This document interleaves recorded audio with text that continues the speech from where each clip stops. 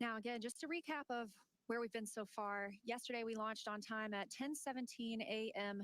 Pacific time, and about 45 minutes after liftoff at 11:03 a.m. Pacific, Dragon executed the phase burn. That was the first of 5 major burns required to raise Dragon's orbit and position it for approach to the International Space Station. Dragon raised its orbit using those Draco thrusters over the last several hours as it chases down its destination. And then shortly after that, the boost burn took place at 7:58 p.m. Pacific. The boost burn put our crew in an orbit where Dragon's apogee, or the highest point, was about 10 kilometers lower than the station. But before we can approach the space station, we need Dragon's entire orbit, not just that highest point, to be effectively shadowing the space station. So after that, we executed the close co-elliptic burn at 8:42 p.m. Pacific. The close burn placed Dragon on an orbit roughly co-elliptic with the space station, meaning it was maintaining an orbit roughly 10 kilometers lower than the station, or roughly 6 miles, the entire way around the Earth. Again, that's in contrast to only being 10 kilometers lower than the station during Dragon's apogee, or the highest point in its orbit, which was achieved by that previous boost burn. From there, this morning at 7:54 a.m. Pacific, we executed the 4th major maneuver known as the transfer burn. That's where we raised Dragon's apogee, or the highest point of its orbit, to just 2.5 kilometers lower than the station. Then we conducted the final co-elliptic burn at 8:41 a.m. Pacific to once again maintain a constant orbit lower than the station all the way around. Again, that time just 2.5 kilometers below. That burn lasted just over 30 seconds. We also added in the approach out of plane burn at 11:30 a.m. Pacific to further refine Dragon's trajectory to the space station. During this approach, SpaceX flight controllers will work in tandem with the NASA team in Houston to maneuver Dragon Freedom to the proper altitude. And we've already heard a lot of conversation back and forth between both teams on the nets already. Together, they'll initialize the navigation sensors used for this methodical approach to station. They'll also activate and test out a number of systems on Dragon, including bidirectional communications with the station using the C2V2 system. C2V2 stands for Common Communications for Visiting Vehicles, and it sets up a data stream from Dragon to the station, giving us another path for Dragon telemetry to come to the ground and giving an additional command capability to astronauts aboard the station. At approximately 1:01 p.m. Pacific, we saw Dragon fire the approach initiation burn when we were about 2.5 kilometers below the station and about 7 kilometers behind it. That is swinging Dragon up until it's about a quarter mile directly below the station.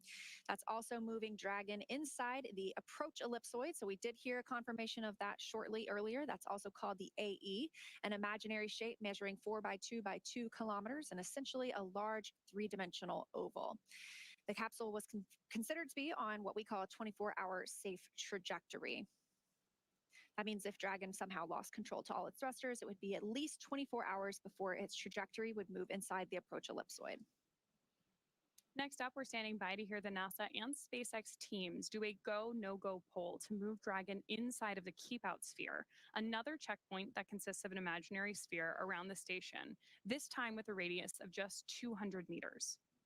Flight controllers use this to monitor all arriving and departing vehicles. This is another chance to confirm that all of the guidance, navigation, and control systems are working correctly on Dragon before moving closer to station. Great views now on your screen of Dragon both outside the capsule and inside the capsule as we are looking over the shoulder of our 2 Crew-9 members on board Dragon.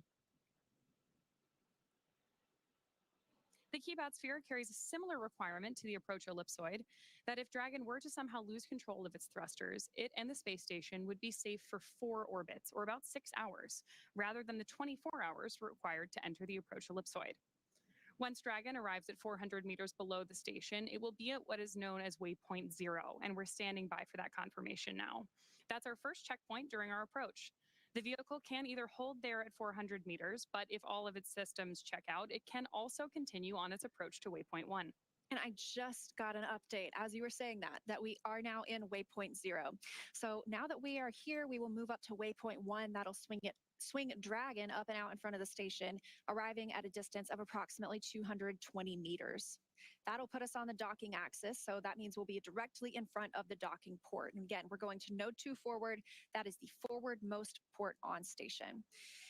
Dragon is always docked to Node 2, also known as Harmony, because that is where the IDAs are, or the International Docking Adapters, and that is for all of these commercial spacecraft flights, as well as any futures. Dragon SpaceX on the Big Loop, approach 0 has started and trajectory converged on waypoint 1. Expect arrival at waypoint 1 at 2110.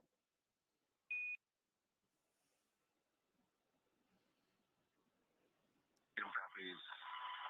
Arrival at 2001.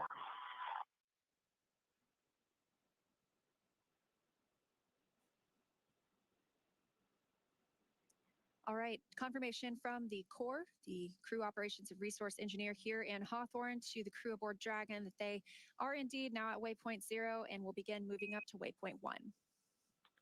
And Dragon, that our waypoint 1 arrival time is 2110. 2110.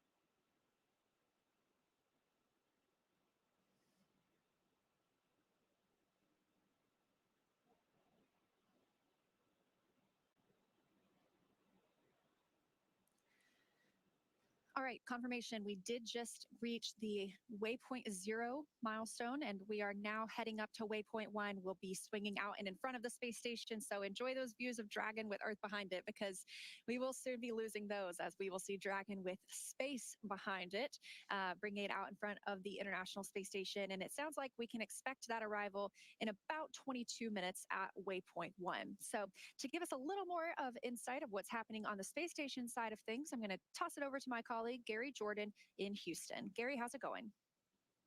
Hey, Leah, going great. We're following along with the operations, same as you, all along the way. Great to see that approach 0 initiation has been executed. This is when Dragon is 400 meters immediately below the International Space Station, and as you said, is going to swing out and up in front. So yes, we're definitely enjoying the same views that you are over there in Hawthorne. Now, aboard the International Space Station, Matt Dominic and Mike Barrett are in the cupola watching and getting these incredible views that we're seeing now, but they have the backup capabilities and a connection with the Dragon to execute any abort abilities. But right now, they're just monitoring. Everything looking fantastic aboard the Dragon, and its approach to the International Space Station happening per the timeline. And we're expecting a docking time around the expected time at this hour, 4:30 p.m. Central Time. Now, as the Dragon swings up and around in front of the International Space Station, we can confirm that the space station itself is in the docking attitude. Thrusters have been moved over to the Russian thrusters, and the attitude is in an expected configuration optimal for the docking of Nick Hague and Alexander Gorbanov to the International Space Station, which you're seeing there on the screen to your right. And of course, seeing views of the International Space Station all along the way.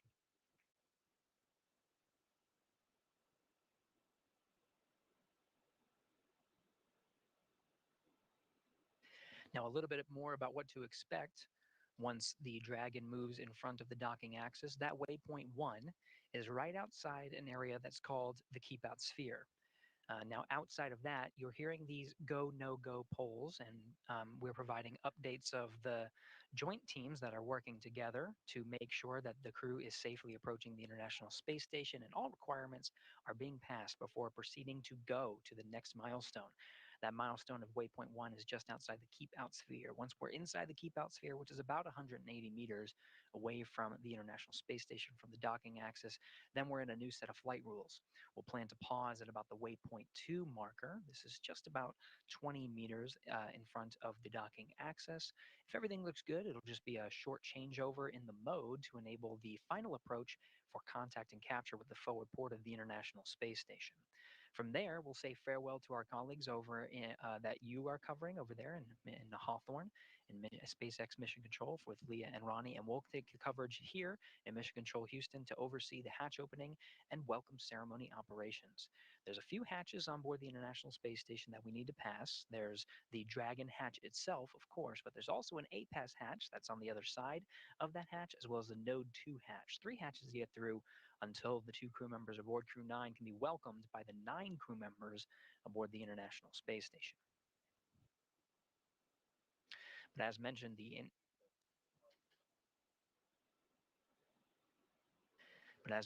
International Space Station is in the right configuration, the docking configuration, and will remain as such. The view that you're seeing on your screen where the space station is pointed, it will remain pointed in that position. You can see the solar arrays that are sort of the wings from this perspective of the Crew-9 Dragon Freedom vehicle. Those solar alpha rotary joints that control the solar arrays on the International Space Station have been locked, and they'll be in that position to avoid any uninterrupted communication and maximize our TDRS coverage views and the beautiful views we're getting from both the station as well as the Crew-9 Dragon, and minimize any interference with any of the thrusters that are on board. Now, in the dual view, you'll see the views from the station and the Dragon get incrementally interrupted. That's expected as both vehicles are traveling 17,500 miles per hour.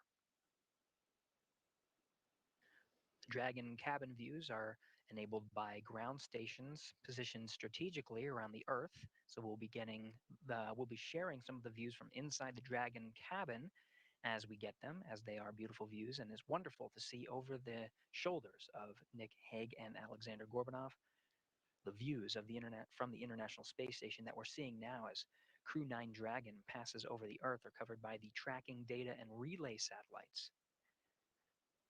These are satellites that are positioned in a geosynchronous orbit approximately 23,000 miles from the Earth, whereas the vehicles we're seeing now are approximately 250 miles.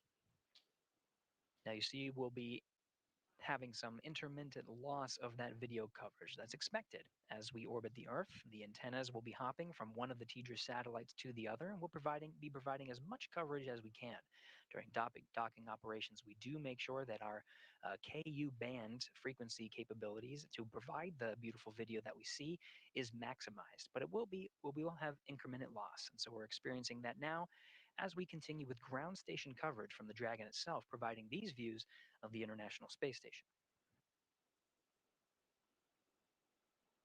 As Dragon swings out and up in front of the International Space Station, we're starting to get views of that Zenith port, where the other Crew Dragon is docked. That's Dragon Endeavour docked to the Zenith port of the International Space Station. The Crew-8 astronauts on board will be welcoming Nick Hague and Alexander Gorbanov soon after docking, but they'll begin a 7-day handover period until they undock at approximately October 7th is the date that we're currently tracking for the earliest opportunity for Crew-8 to undock and splash down off the coast of Florida, returning the 4 astronauts home and cosmonauts.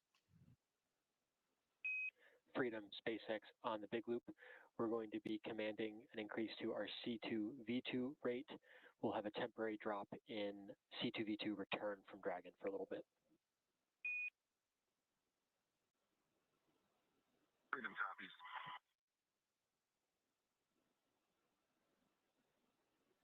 C2V2 is the common communication for visiting vehicles.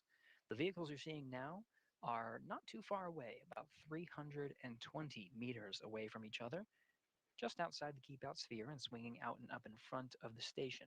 Now, we talked about TDRS coverage and ground station coverage, but there is a link that allows the 2 vehicles to talk to one another. That's through a system called the Common Communication for Visiting Vehicles, C2V2.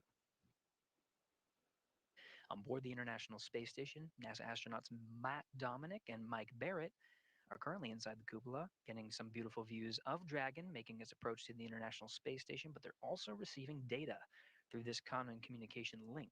Some of the data they're seeing of the range rate, and vehicle status and health are all being transmitted from the Dragon to the International Space Station. status of that link will be provided over the Dragon to Ground and its big loops, Dragon to Ground loops and big loops, as we make our way around the Earth and continue with our coverage of the approach and docking.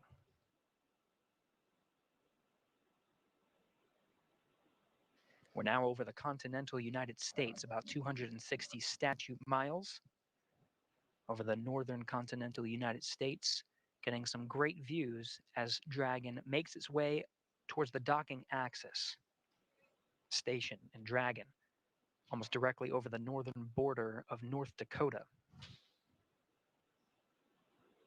We're getting views in the distant southern Canadian landscape.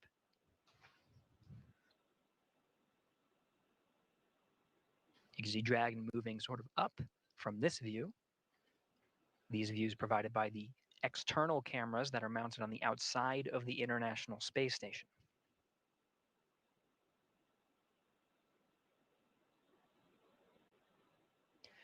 The camera zoom and focus and aperture are being controlled by flight controllers here on the ground. In fact, here in the room with me at Mission Control Houston, that position is called the Cronus.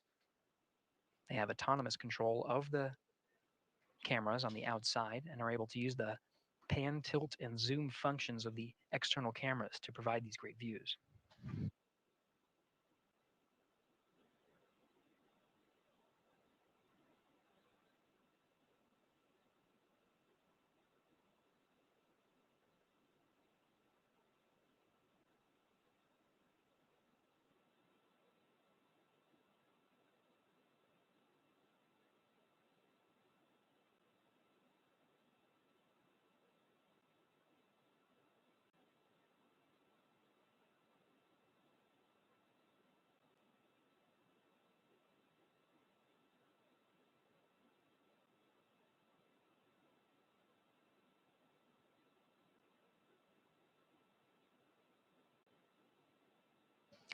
We're closing in on 4 p.m. Central Time, 2 p.m. over there in the Pacific Coast, continuing to track Dragon's approach to the International Space Station.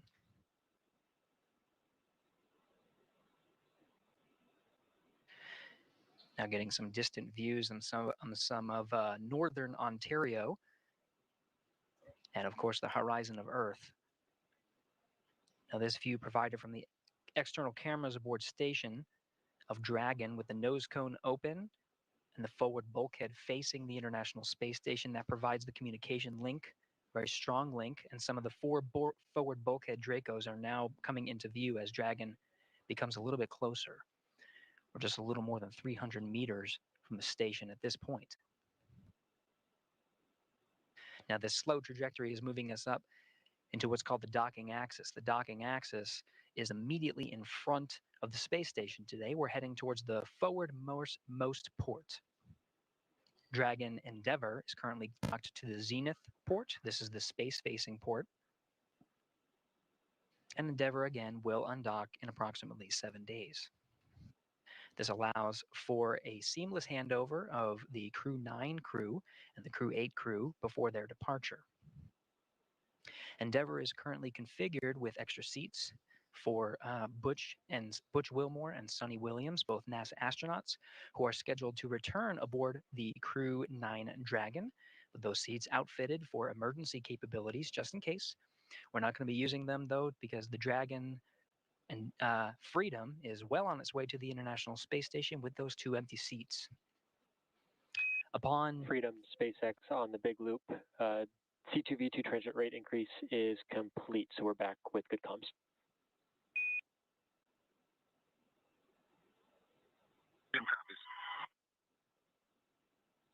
C2V2, again, that communications channel that is a link between the Dragon and the International Space Station. Back to a nominal config.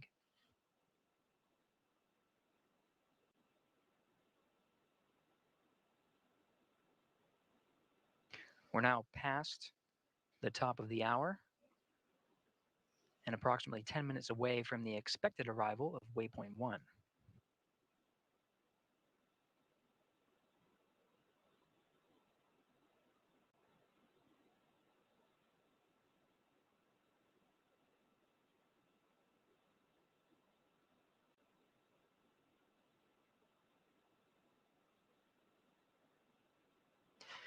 The views you're seeing from the International Space Station illuminating the capsule of Dragon Freedom there are covered by the setting sun and whereas we approach an orbital nighttime. As the station and Dragon Freedom pass over the western border of Quebec, the terminator line that separates daytime from nighttime is over the Atlantic Ocean. It'll be just a few minutes until the expected sunset, and we'll lose some of the views that we have currently of Dragon Freedom. Now we're getting a flashing light from the center hatch of the exposed forward bulkhead, thanks to the open nose cone. But that blinking light is called a docking light. We'll be seeing those views. As we enter into an orbital nighttime, we'll see some of the navigation lights lit up. This includes the starboard light and the port light, starboard being green, port being red. That will show the relative position and orientation and attitude of Dragon as it makes its approach to the station.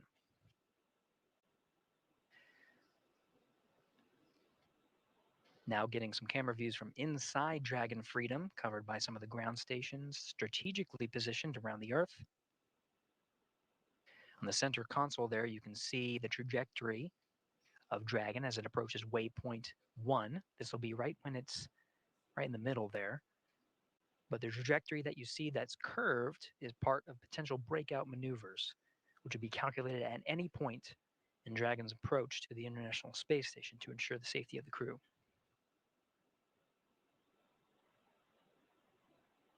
We have passed several go, no-go checkpoints, everything looking healthy aboard Dragon and station. Ground teams in Houston and Hawthorne in position. Tracking good health on both of the vehicles and great milestones, good trajectory. Everything's looking good to proceed past Waypoint 1 inside the keep-out sphere.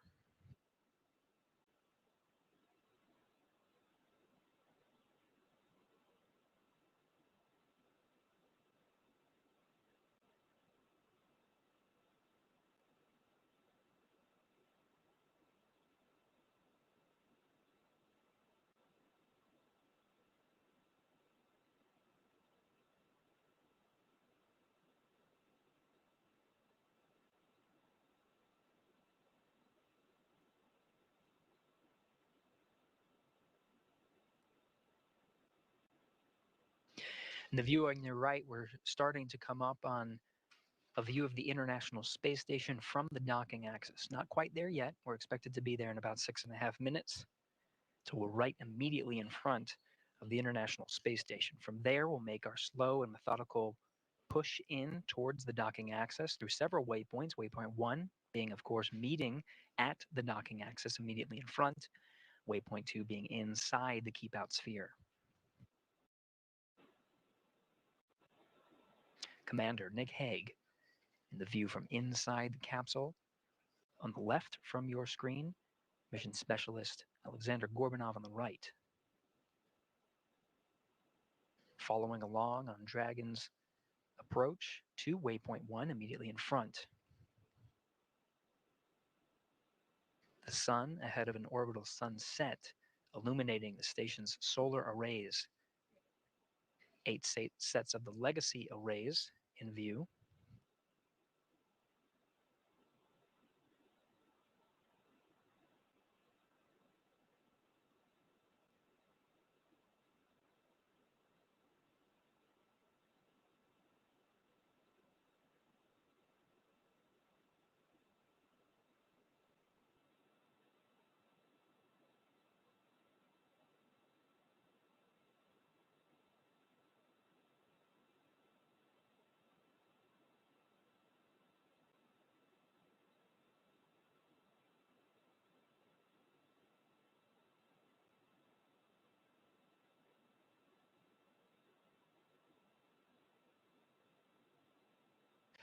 We're inside 5 minutes from the expected arrival of Waypoint 1.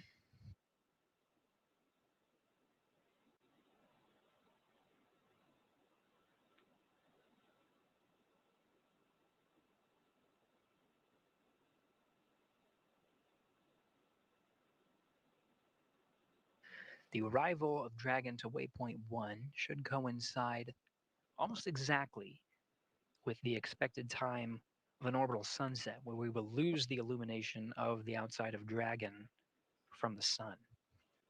If this is the case, right when we hear the call up on the big loop that we have passed waypoint 1 and have begun what's called approach 1, this is the burn that actually allows Dragon to start moving inside the docking axis towards the keep out sphere, we might lose some of the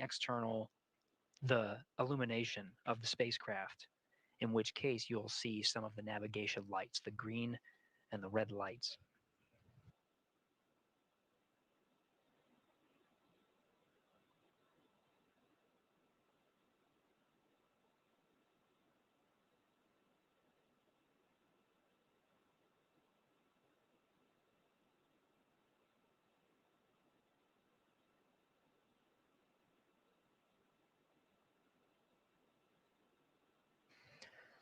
Sunrise is not expected until about 4:46 p.m. Central Time, 2:46 p.m. Eastern, in which case, if we proceed on the timeline as we are now, as expected, the expected docking time being just around 4:30, we will be docking during an orbital nighttime, which does meet the necessary lighting conditions for docking.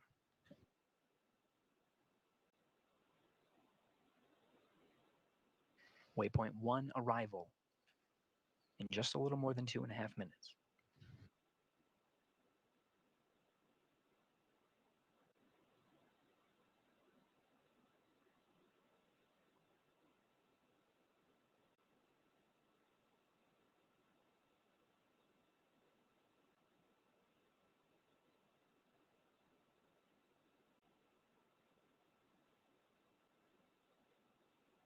We're continuing to follow along in the journey of Commander Nick Hague, NASA astronaut, and mission specialist Alexander Gorbanov, Roscosmos cosmonaut, on their way to the International Space Station. From here, Freedom Mission SpaceX Control, on Houston. the big loop.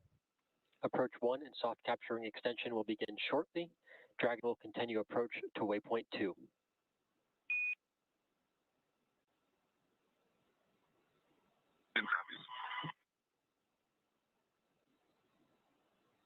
That call from the ground confirms that all teams are go to proceed past waypoint 1. There will be no stopping at the waypoint 1.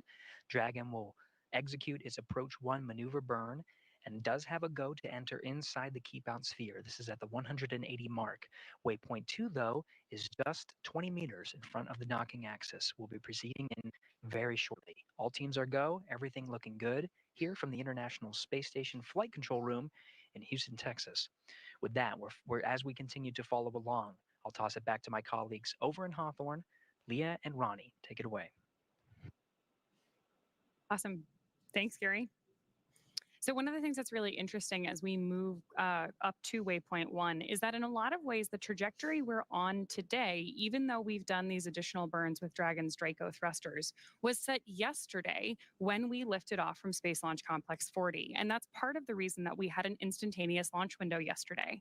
A lot of that is driven by this rendezvous point between Dragon and the International Space Station in orbit, so that we can perform all of these maneuvers moving from waypoint 1 to waypoint 2 coming up here shortly, exactly on time and through this careful, very methodical approach between all of the teams currently participating. Here at SpaceX Hawthorne, obviously our crew on board Dragon, the International Space Station, and Mission Control in Houston. We are still expecting initial contact between Dragon and the International Space Station at about 2:30 p.m. Pacific time or 5:30 p.m. Eastern time. And before reaching waypoint 1, which again is coming up here very shortly, mission operators conducted a go, no-go poll, which we just heard, to allow Dragon to begin its approach to waypoint 2. That's, of course, located inside of the keep-out sphere, about 20 meters away from the space station. Yeah, so again, like you just said, Ronnie, standing by to arrive at Waypoint 1. However, we did hear the call that we will not be stopping at Waypoint 1 today. There's always the option there if we wanted to stop at Waypoint 1, and that brings us up and in front of the International Space Station, puts us on the docking axis, meaning we are right in front of Node 2, which is our docking port today, also known as Harmony. We actually had a really cool view earlier when we had that shot from Dragon where you could see Crew 8's Dragon at the zenith or space-facing port of Harmony. So hopefully, as we get closer, we get that view back. But once we get to Waypoint 1, like you mentioned, we will start moving into Waypoint 2. And if you look on the left of your screen, you can see Dragon changing color just a little bit. That was an orbital, let's see, sunrise.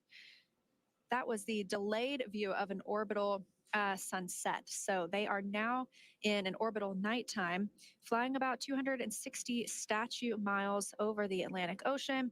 They'll be crossing over Africa soon. And if you see all those little colorful dots on your screen, not the ones on Dragon, but all of those other little specks, that is due to radiation hits on the camera. So those are not colorful stars in the background. I wish they were. That'd be very cool. But that is actually just a little bit of damage to the camera itself from being in the space environment. Of course, the colorful dots on board Dragon are actually a pullover from the aviation industry being used to indicate the port and starboard sides of Dragon itself.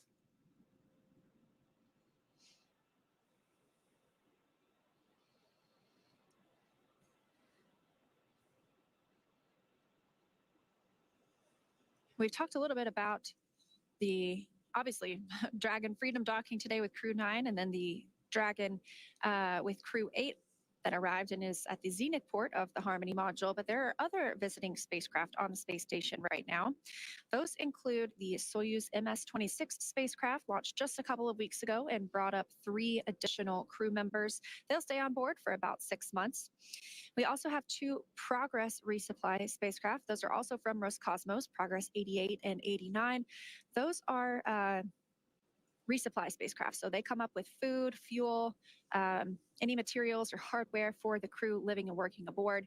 And then we also have Northrop Grumman's Cygnus 21, so their 21st flight to the International Space Station. That's another resupply spacecraft bringing up cargo and hardware.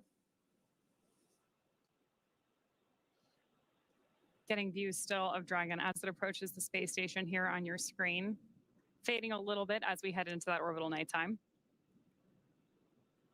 We have Houston Station on 2 on the big loop, 10102, step 3. We are ready for docking.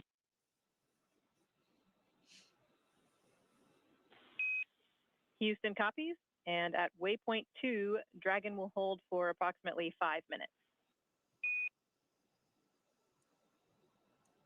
Station copies. In correction on previous call, we're in step 3, not step 2. Houston copies. That sounds like NASA astronaut Matt Dominic. He is monitoring from inside the cupola. That is our window to the world aboard the International Space Station. So almost all of the photos that you see taken by our crew members are taken from inside the cupola, and that also allows us to monitor the arrival and departure of spacecraft like Matt and his colleague, Mike Barrett, are also a NASA astronaut, are doing today. So we did hear the call out that they will hold at Waypoint 2 for just a few minutes and then proceed in for docking. And good news that the station side is go for docking today. Yeah, that's really exciting to hear, especially because we have been working through all of these methodical, careful steps in the lead up to this docking effort. About 20 meters away from the station's docking adapter, Dragon's approach is going to slow in preparation in part for that hold, and it will begin to align itself with the docking adapter to come in for that final approach. Now we did get confirmation that we have passed Waypoint 1. Again, we're going to hold at Waypoint 2. The Waypoint 2 is about 20 meters from the International Space Station. So you can hold longer if you want to. We're going to hold about 5 minutes today, but you can hold longer if you want to, if you wanted to wait for better lighting conditions or just reconfiguring anything on either Dragon side or station side. But 5 minutes is a pretty short hold just to make sure everybody is ready for that final push in for docking. And then like we also mentioned earlier, we'll have one last call out in that time frame, which will be CHOP. and that's the crew hands-off point. It happens about 2 meters from the International Space Station, so very close. And that means that if we needed to, if Dragon needed to back away from the space station at that time, it would not be executed by the crew. It would need to be executed by Dragon itself. So an autonomous retreat. And all of Dragon's flight has been autonomous from all of its burns and its rendezvous and its docking itself. It'll be completely flying on its own. Now, this view on the right side of your screen from Mission Control Hawthorne, they have been on console for the last 26 hours, actually almost 28 hours now, monitoring the flight of Dragon up to the International Space Station. Just a couple of hours ago, we heard that big loop configured, meaning that Hawthorne, Dragon, the International Space Station, and Mission Control in Houston are all able to talk to each other. Freedom SpaceX on the big loop, self-capturing extension complete. Reminder, we will be holding for about 5 minutes at Waypoint 2. If you'd like, you can keep your visors up until we are getting ready to command into approach 2 out of that hold.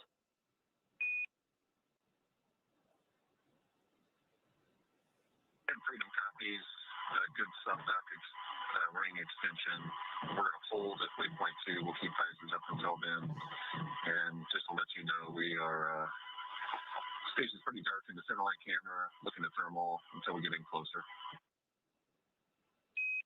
SpaceX copies, sounds good.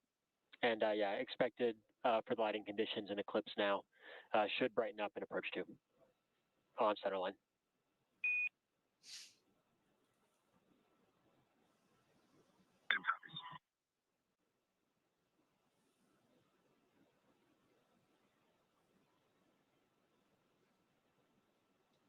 Good confirmation there from Mission Control that we obviously have our Crew-9 astronauts suited up and waiting to approach that Waypoint 2. We also heard the call out from Mission Control there that the astronauts are welcome to leave their visors up. One of the things that's pretty cool about the IVA suits is that they are fully integrated and tailored to the astronaut who is wearing them.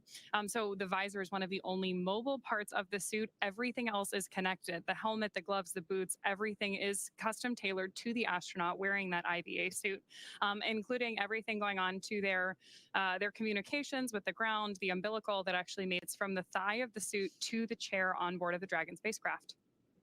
We did also hear that the soft capture ring is deployed. So there are sort of 2 phases to docking. There's soft capture, that's our initial contact for Dragon and the International Space Station. And then that ring will retract once we make that contact, and we'll start getting hard capture. That's when we get into those locks or those latches and hooks driving to provide a firm, secure connection from Dragon and the International Space Station. We'll also see some umbilical checks and connections as well, too.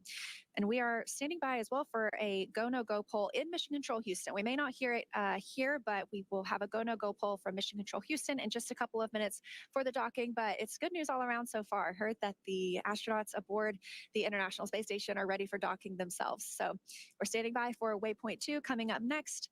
We may dock a little bit early today. We were targeting around 2:30 Pacific. That could happen about 2:26 p.m. Pacific time. So early is good. Early is good. That's great. One of the other things we're hearing as we hear chatter back and forth between Mission Control are these beeps as comms begin, both outbound and inbound. Those actually date back all the way to the early days of human spaceflight and are known as Quindar tones. They used to effectively be radio signals that we had comms coming in and out.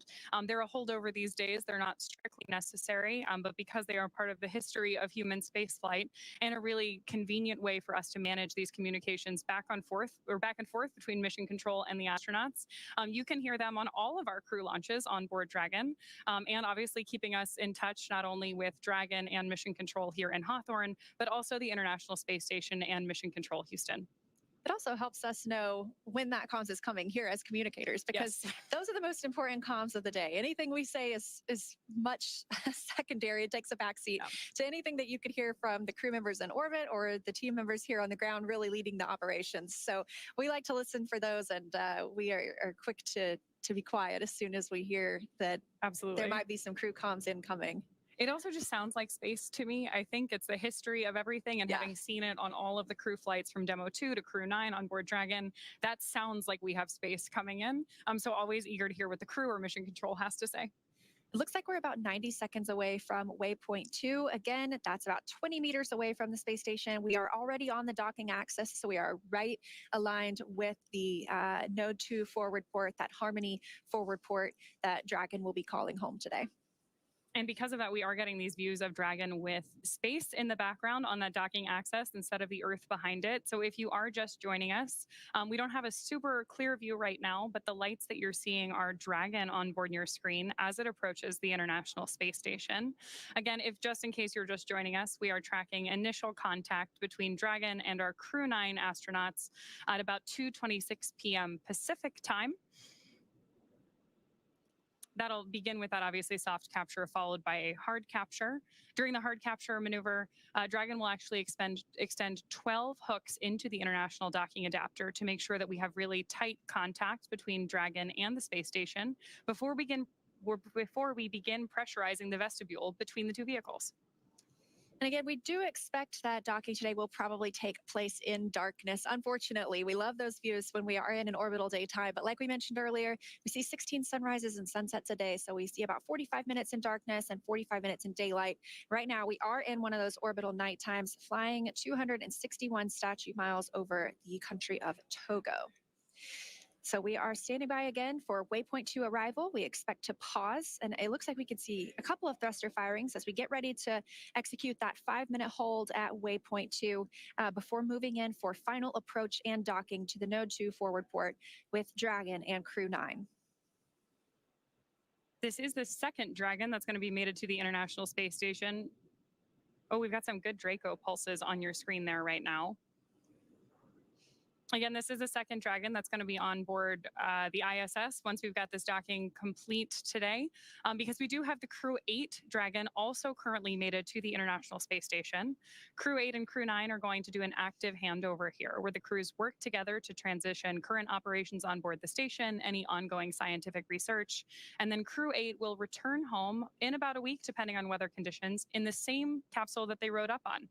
So it's interesting because that capsule stays with the crew for the duration of their mission, which obviously means that we at SpaceX here are monitoring Dragon throughout the mission, from its initial launch, the entire time it's docked on station, through that splashdown for each crew. Did just get confirmation that we are holding at Waypoint 2, so we may hear a call to the crew in just a moment confirming that as well. Again, expecting maybe a 5-minute hold, 20 meters right now away from the International Space Station. It is truly slow and steady, wins the race. With that 5-minute hold, we talked about maybe a 2:26 p.m. docking, a 2:30 p.m. docking. It's nebulous a little bit at this point. We just take the time that we need at this hold, and so we may be back a little bit closer to the 2:30 docking. But we will make sure to let you know exactly where the International Space Station and Dragon are flying and the time of docking as soon as that happens. So this is the final hold in the mission before we welcome Dragon and Crew-9 to the station itself. This really is a dynamic phase of flight too. Part of the reason that we're monitoring these things and listening in on mission control is that we have a lot of teams working together to assess the situation as it unfolds. So the good news is that we've had a really smooth flight so far for our Crew-9 astronauts who did lift off yesterday from Space Launch Complex 40 at Cape Canaveral Space Force Station in Florida. They spent about 28 hours on their way to the International Space Station. And as Leah mentioned, we are holding here at Waypoint 2, just about 20 meters away from the space station, awaiting that final approach and docking. Currently, Mission Control Houston is conducting their poll to ensure that we are go for final approach and docking when we depart Waypoint 2. Again, final hold point for today's mission. So this is really game time. We are getting close to seeing these 2 new crew members arrive at the space station. Again, once they dock, it'll take about 2 hours for all of the operations required before we see them float through the hatch. That includes vestibule depressurization. That's the space between Dragon and the International Space Station itself. And right now it is exposed to vacuum so that Dragon can dock. So Freedom SpaceX on the big loop. Ground is go for final approach. Confirm crew readiness for approach and visors are down.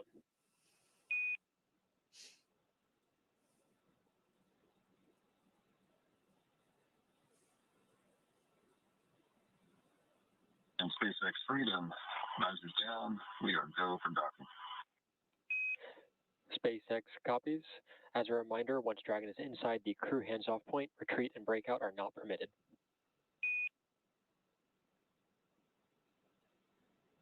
Freedom copies.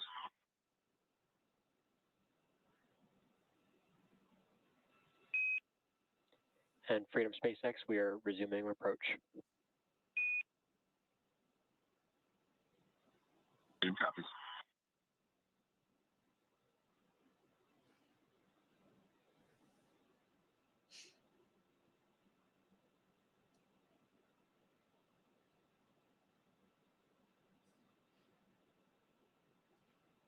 Awesome news there from Mission Control. And of course, hearing our Crew-9 astronauts on board Dragon that we are go for docking. If you're watching closely, you're also seeing some great pulses from those Draco thrusters on board as Dragon approaches the ISS for that final docking maneuver. Again, that was the final hold, and we heard the communications that we are go for docking and have resumed that approach. So we will not hold again. And they discussed CHOP, which we mentioned earlier, the crew hands-off point. That's within 2 meters from the International Space Station. Station Houston on the big loop. Dragon is on final approach and is go for docking. Monitor per steps 5 and 6 in 1.102. Dragon approach and retreat monitoring. Station copies, step 5 and 6. So those sound like similar communications, but the first was to the crew on Dragon. The second is to our crew monitoring in the cupola, and you hear them reference what they should be looking at, any procedures that they're referencing during this dynamic phase. And we're continuing to see Dragon get closer to the International Space Station, now about 17 meters away from the docking port. Again, we do expect to be in an orbital nighttime during docking, but this is a pretty cool view as you can see a camera coming from Dragon and focusing on the docking port itself. So it looks like we are properly aligned with that node 2 forward port as we continue to approach, now just 15 meters away.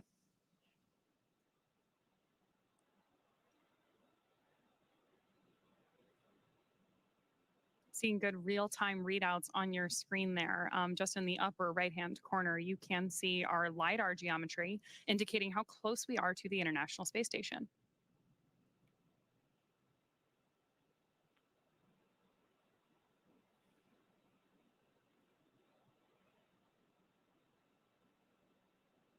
LiDAR, of course, stands for light radar and is used in maneuvers like this in space to help two spacecraft meet each other.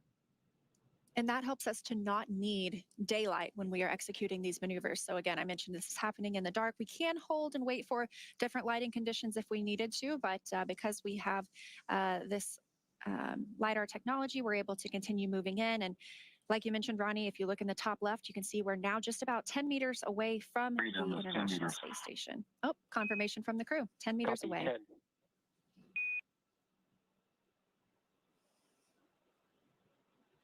Of course, now we're also within that crew hands-off point, in large part because the autonomous systems on board Dragon, which we're getting kind of a representation of on your screen right now, are completing this final docking maneuver.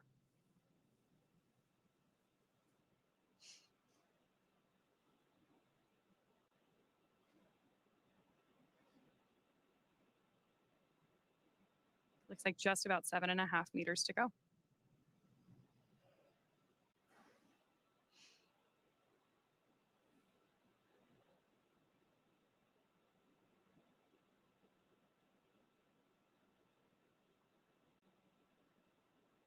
Again, first, we will be holding for soft capture. When that soft capture ring makes contact with the space station, that will then retract and begin hard capture. But docking for us is called at the time of soft capture. 5 meters.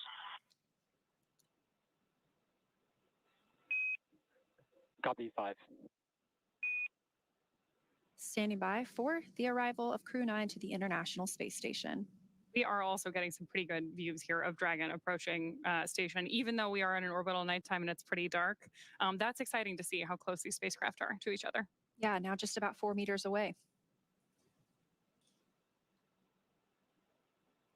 Standing by for the call for CHOP, crew hands-off point.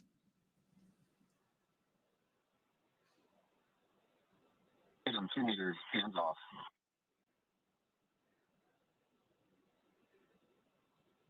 Less than 2 meters away, standing by for docking. 1 meter.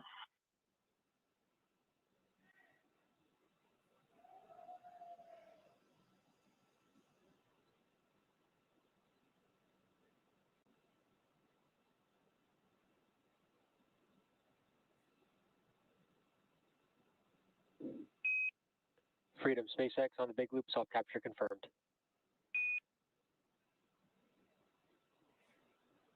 Freedom copy. Speed soft capture. Crew-9 has arrived to the International Space Station, docking confirmed at 4:30 p.m. Central Time, 5:30 p.m. Eastern Time over Botswana. Now, we still have a few steps to complete before Dragon is securely attached to the station, so we're going to go ahead and follow those along as well. We are standing by for the hard capture sequence start, and then we will also hear a call out for hard docking complete. We're expecting that a little bit more than 10 minutes from now. Freedom SpaceX, ring retraction in progress.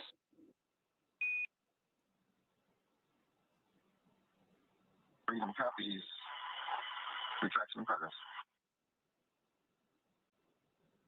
Again, they're referencing the soft capture ring that will slowly retract and bring Dragon closer to the International Space Station. We'll get into that hard capture sequence with the hooks and latches, providing us a hard docking, and that happens about 10 minutes after docking itself. Again, Crew-9 arriving at the International Space Station as the station and Dragon were flying about 265 statute miles over Botswana at 4:30 p.m. Central Time, 5:30 p.m. Eastern Time. Of course, those hard capture rings aren't the only thing that we're going to attach between Dragon and the space station. We also have a series of umbilicals and other systems that really help integrate Dragon to the space station once both vehicles are mated together.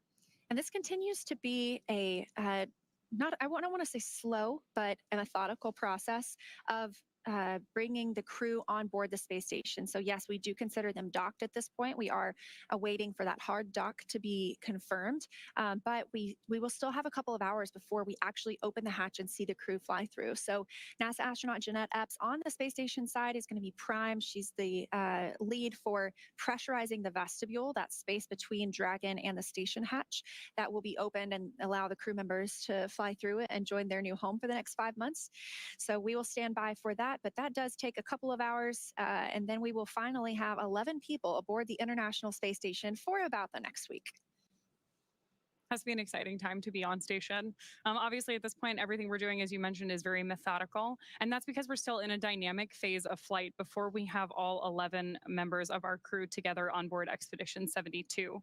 We've obviously heard a couple call outs to our crew that they are wearing their IVA suits, now visors down, due to the dynamic nature of this flight environment.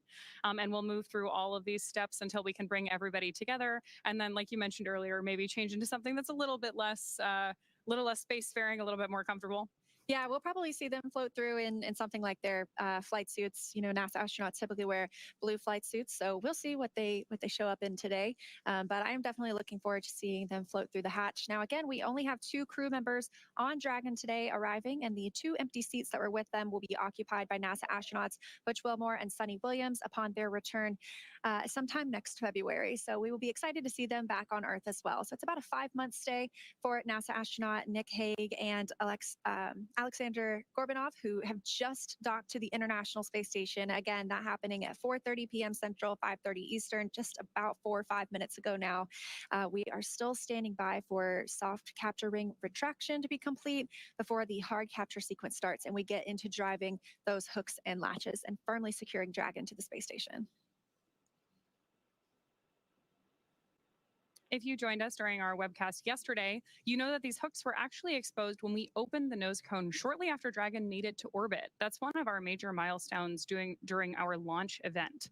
We did have an on-time liftoff yesterday from Space Launch Complex 40, followed by Freedom SpaceX, ring retraction complete, docking sequence holding for MCS reconfiguration.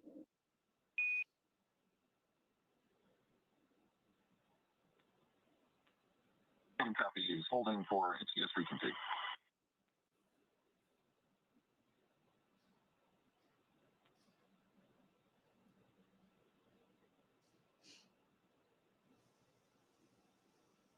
So confirmation that the soft capture ring, that first step in the docking process, has completely retracted. We will soon move into the hard capture process. Sounds like they're standing by for reconfiguration before doing so. But you can hear that the crew on Dragon are still speaking with the core here in Hawthorne, the crew operations resource engineer. So once they float into the hatch, though, they really become Expedition 72 crew members, not just Crew-9 crew members. And they will start communicating almost solely with the flight director the Capcom in Houston. That's the capsule communicator. Really serves the same role as what we have here in Hawthorne with the core. That's the single person in the room that communicates with the crew. That keeps all of the communications streamlined, so you don't have a ton of different voices at different consoles. Station Houston, on the big loop, MCS configured, proceeding with hook driving. Station copies. There's confirmation there that we are moving forward with that hard docking and that we're talking over the big loop. So as you mentioned earlier, right now we're all communicating each team with different key personnel to minimize the amount of crosstalk that we have, but everyone can hear each other. The big loop does include mission control here in SpaceX, mission control Houston, the Dragon spacecraft, and the International Space Station. And I can see that we do have those hooks starting to drive. There are 2 sets of 6. So we'll have one set of 6 that will listen to here is complete before they start driving the second set. And that really, really secures that Crew-9 has arrived at the space station. And we're getting good views of Crew-9 on your screen right now. Looking over their shoulders at their displays, obviously giving them information about their status as we continue to perform this hard capture sequence with the International Space Station. And they're able to monitor the entire flight all the way from launch yesterday, 10:17 a.m. Pacific, 1:17 p.m. Eastern, all the way through the docking process right now by watching those screens that you could see. It's 3 monitoring screens or 3 it is 3 monitoring screens. Display screens, yeah, there you go. And so they have the opportunity to continue monitoring there. However, they do also have the ability to take over and manually command the spacecraft if they needed to. But we didn't see that on this flight. It was a pretty smooth ride uphill for Dragon all the way to docking at the space station. Again, about 7 minutes ago now. We are continuing to watch the hooks drive and secure us to the International Space Station. Looks like we should have just about 5 minutes until we have confirmation of that hard docking completion. Currently expecting that at about 2:43 p.m. Pacific time.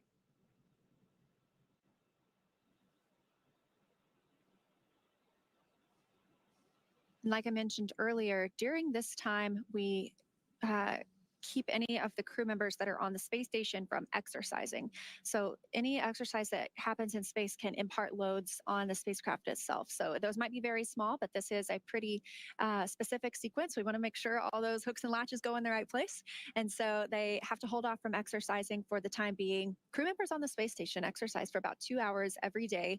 That helps keep their bones and muscles strong. That way, when they get back to Earth, they can recover much faster and are able to walk almost immediately.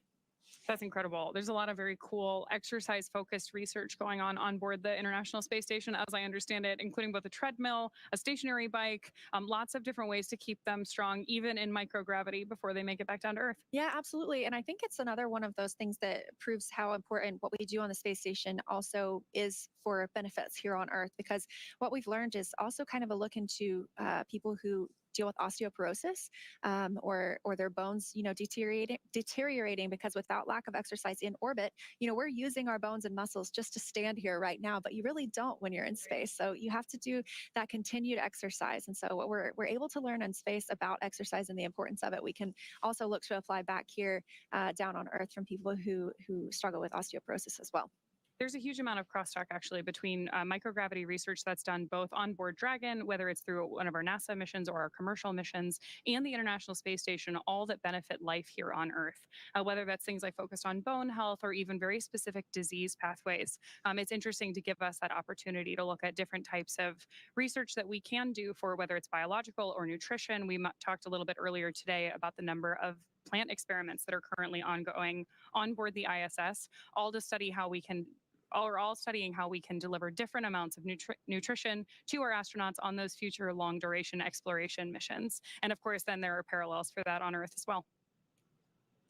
It's been 10 minutes since our docking today, and I see the first set of 6 hooks are now fully driven into the International Space Station, and the second set is now driving. So we are in the process of hard docking. Again, that takes about 10 minutes after docking, so we anticipate seeing that complete soon. But we did dock today, really right on the target time, 2:30 p.m. Pacific time, 5:30 p.m. Eastern time. That's really incredible too, because even though we mentioned it earlier, it bears repeating. We hit that 2:30 p.m. today because we had an on-time liftoff yesterday during an instantaneous launch window. This entire approach to the International Space Station is carefully... SpaceX hard capture complete. Oh, confirmation of hard capture. That's great. Standing by for umbilicals as well. Copy you. Hard capture complete. Welcome aboard, Freedom. Of course, now that Dragon has completed the docking sequence, the spacecraft needs to undergo a handful of checks, including hooking up that umbilical. I know you've been waiting a while.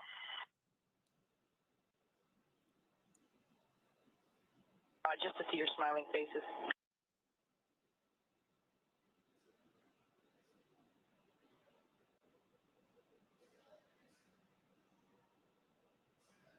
Once we get those checks complete, we'll obviously be able to get those crew members united on either side of Dragon and the ISS right now. But the crew on board Dragon now gets a chance to get out of their spacesuits before moving into hatch operations. That's right, and things will be picking up inside the station too, as NASA's Jeanette Epps gets the hatch on the station side ready to be opened. She's going to start pressurizing that area known as the vestibule between the Dragon and the station hatches. So we are standing by for confirmation of umbilical hard mate to the International Space Station, but we did hear both of those sets of hooks drove, and we are officially hard docked. So we are just standing by for umbilical. Station on the big loop. We are standing down from Crew Dragon approach monitoring. Houston copies. And deconfigured work.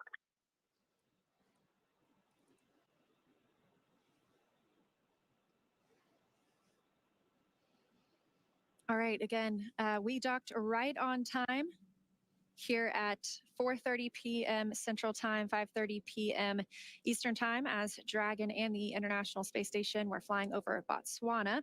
And our teams in Mission Control Houston are continuing to monitor the arrival. So with Dragon docked, that's going to do it for us here in Hawthorne, but our coverage for Crew-9 will not stop here. In a minute, we're going to toss it to Gary in Mission Control Houston to take us through that vestibule depressurization effort and hatch opening, when we'll see NASA astronaut Nick Hague and Roscosmos astronaut Alexander Gorbanov float into the International Space Station. But first, let's quickly recap how they got here. First, of course, we began with suit up with both of our astronauts and Crew-9 members putting on their IVA suits. Then they rode out to the launch pad for vehicle ingress. We had an on-time liftoff from Kennedy Space Center, pad 40, yesterday at 1:17 p.m. Freedom SpaceX on the big loop. Docking sequence complete. Ground will be enabling hardline power and comm connection shortly. Go to docked suits per procedure 4.012. We'll take cameras external.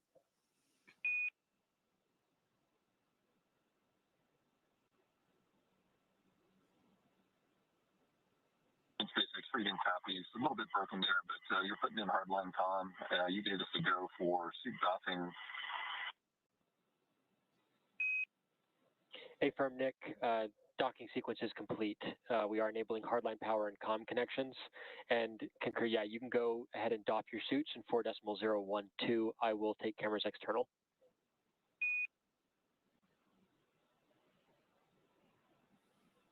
Okay, copy that. We're starting to dock our suits, and you'll go external. Thanks.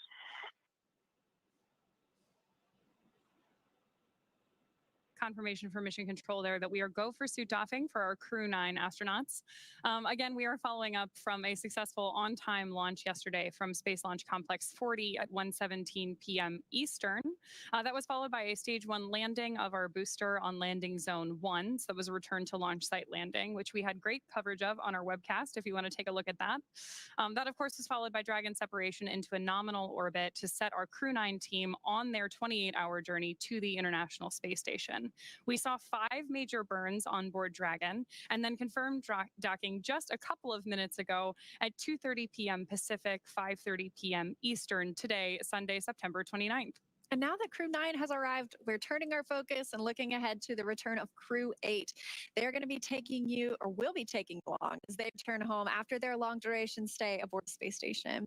We're still looking at the return dates. That involves especially weather and at our splashdown location. So those will be announced on nasa.gov. Be sure to tune in as NASA and SpaceX bring you live coverage every step of their journey. You can also follow SpaceX and NASA on social media for real-time updates. Thanks again for watching. Go NASA, go SpaceX, and go Crew-9 and Crew-8. And for those of you watching on X, please head over to NASA Plus to follow the coverage live. Really appreciate you being with us here in Hawthorne today, Leah. It's always good to have NASA on site. And of course, thank you all for tuning in to follow our coverage today. It's a great day for spaceflight, so I'm going to turn it over to my colleague Gary Jordan at NASA's Johnson Space Center in Houston to continue sharing the mission as the crew prepares to board their home for the next 5 months. That's the International Space Station. Thank you.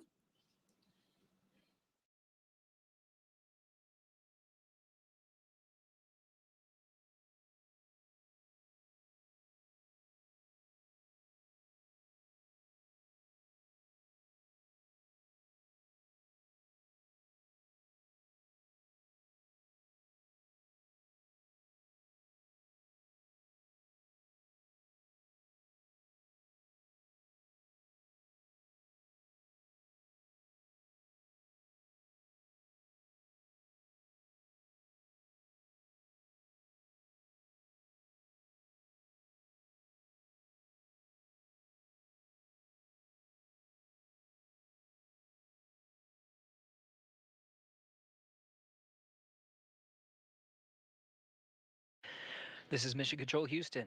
Thanks to our colleagues over at SpaceX. Houston Dragon, sound check on the cabin mic. Dragon, Houston has you loud and clear. How me?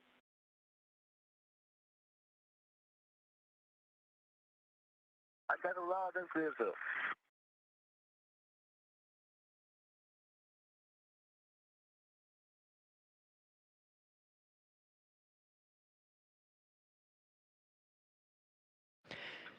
SpaceX Freedom. With that, I'm going to detach and Alex and I will be both away from the displays, doffing suits, and working on getting ready to open that hatch. All right, SpaceX copies that, Nick. For awareness, we're going to continue with our docking procedures, and upcoming will be vestibule pressurization. Recommend you also, following suit doffing, you step into 4.400 for docked cabin configuration. I'll keep you up to date when we do start vestibule press, but you can monitor vestibule pressurization and leak checks in section 4 of 4.400. How copy? Copy all. You guys are going to start with vestibule pressurization here shortly. We're going to also step into the arrival config procedure, and we'll just run those in parallel with suit doffing. All right, that's a good read back, Nick. And just let us know when you're done with suit doffing and if we are allowed to come back on board with cameras at any point in this docking sequence. Yep, will do. Thank you. This is Mission Control Houston, continuing our commentary after the docking of Crew-9 Dragon Freedom to the International Space Station. Nick Hague and Alexander Gorbanov, Hague of NASA, Gorbanov of Roscosmos, both docked to the International Space Station right on time, 4:30 p.m. Central Time, 2:30 p.m. Pacific. At the time, this station was flying 265 statute miles over Botswana. The crew on board Freedom now is going through the remaining procedures to get ready for hatch opening. Through the entire docking sequence, since docking is considered a dynamic event, as an extra set of precautions, the crew wears their launch and entry suits through the dynamic phase of flight of docking. The suits are protective measure just in case of any pressure loss in the cabin throughout the entire sequence. Station Houston on the big loop for pressurization and ingress part 1.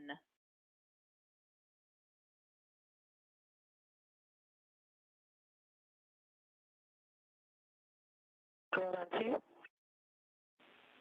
Jeanette, you and Mike are go in step 1.1 of 2.102.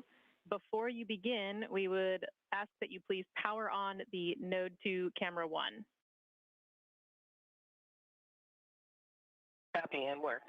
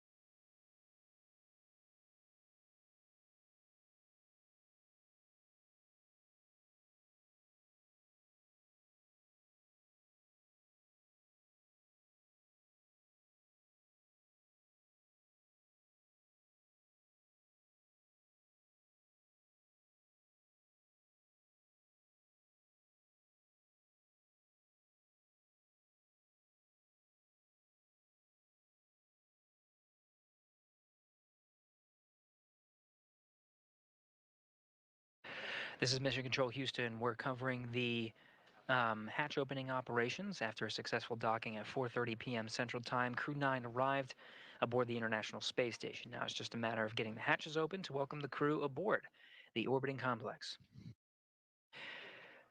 Sequence of events happening on both ends of the hatches. On the Dragon Freedom side, NASA astronaut Nick Hague and Roscosmos cosmonaut Alexander Gorbanov are going through a series of sequences and steps to doff or take off their suits they used and wore as a protective measure through this dynamic phase of flight of docking. After taking off their suits, they'll also undergo a number of steps led by the core over in the Hawthorne Mission Control and SpaceX Mission Control in Hawthorne, California. The core there will be relaying steps up to the crew. We may hear those steps on the big loop. And those steps are closing out the cabin inside Dragon Freedom to prepare for the hatch opening sequence. This includes laying out the suits such that they can be dried, configuring the cabin displays and some of the equipment inside the cabin, as well as changing out some of the LiO canisters. These canisters allow for the scrubbing of carbon dioxide inside the cabin of Dragon Freedom. These are typical closeout procedures through every Dragon docking that we have undergone so far, just to make sure that Dragon... Station on the big loop. We see the DBDT 0.01 minus 0.01. The cabin press hasn't changed. Want to be sure that's close enough to zero to be zero.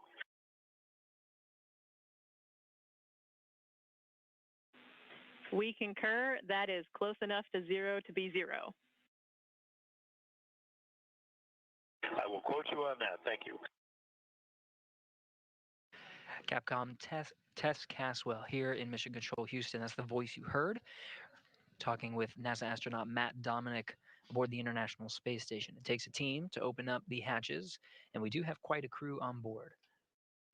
Jeanette Epps, NASA astronaut, as well as NASA astronaut Mike Barrett, working with Dominic, will all be working on the hatch opening procedures.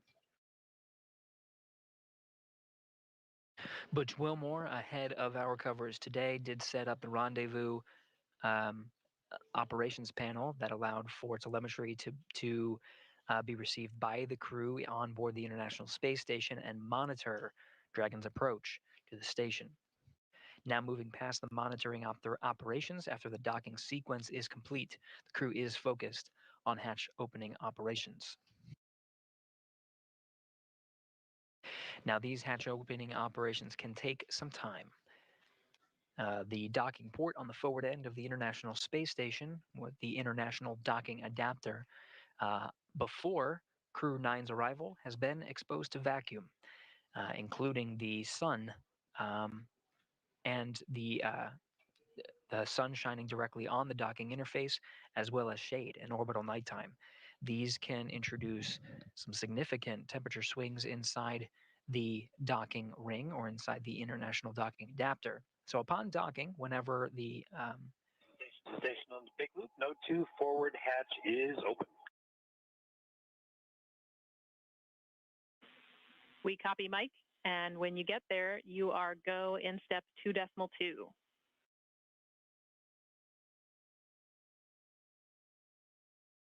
Got to go in 2.2.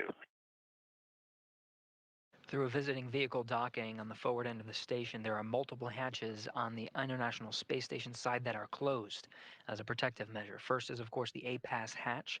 This is the hatch that's on the furthest position away from the International Space Station, and right now is in the closest proximity to the Dragon's hatch at the vestibule or the interface of the International Docking Adapter, where Dragon is currently docked. Now, a little bit inside the pressurized mating adapter, towards the modules of the International Space Station themselves, is another hatch. This is on the Node 2 forward end of the International Space Station. Node 2 hatch was closed as, again, a protective measure through the docking sequence. Now, as part of hatch opening operations, the first hatch of 2 is set to be opened. This will allow the NASA astronauts inside the International Space Station to have access to the pressurized mating adapter. This is the tunnelway that allows the connection between the Node 2, which is one of the modules of the International Space Station, and the Apass hatch, which is currently on the docking interface, where Dragon is currently docked right here. Where Dragon is docked, you can see a white interface. This is the International Docking Adapter. It's attached to the black structure. This is the pressurized mating adapter. With the Node 2 forward hatch open, the International Space Station crew is right now inside the pressurized mating adapter, setting up to configure for entrance through that pressurized mating adapter and welcoming the Crew-9 crew.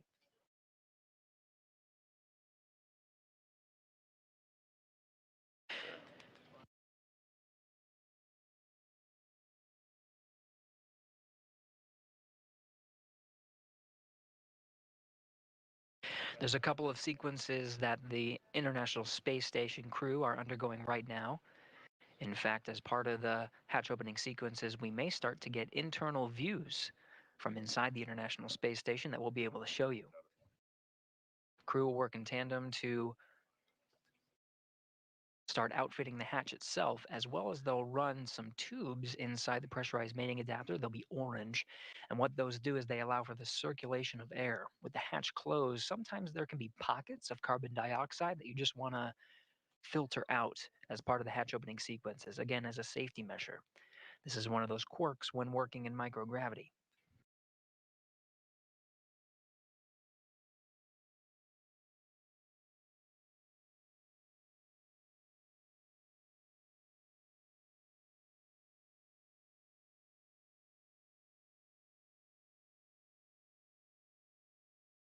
Now getting views from inside the International Space Station, you can see the crew now working together to open up the Apass hatch. The view you're looking at is from the Node 2 Harmony module, looking inside the pressurized mating adapter.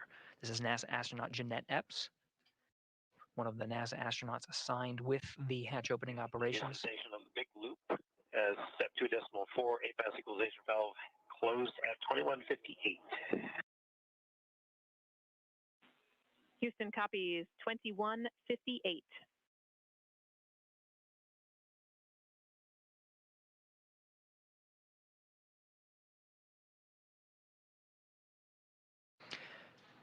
The voice you heard from inside the International Space Station is appearing on screen now. NASA astronaut Matt Dominic relaying some of the steps as they work through the necessary procedures to open up the hatch.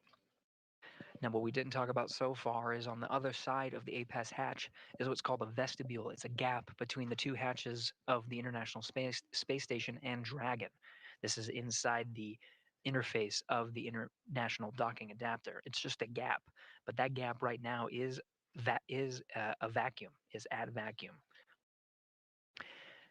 The sequence now that the astronauts will undergo is pressurizing that vestibule up to match that of the cabins of the International Space Station as well as Dragon Freedom. The pressure inside each of those vehicles matches that of the pressure of Earth at sea level, 14.9 pounds per square inch.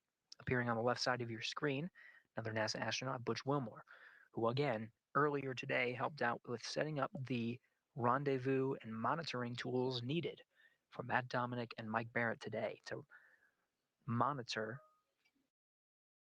Crew-9's approach and docking to the International Space Station.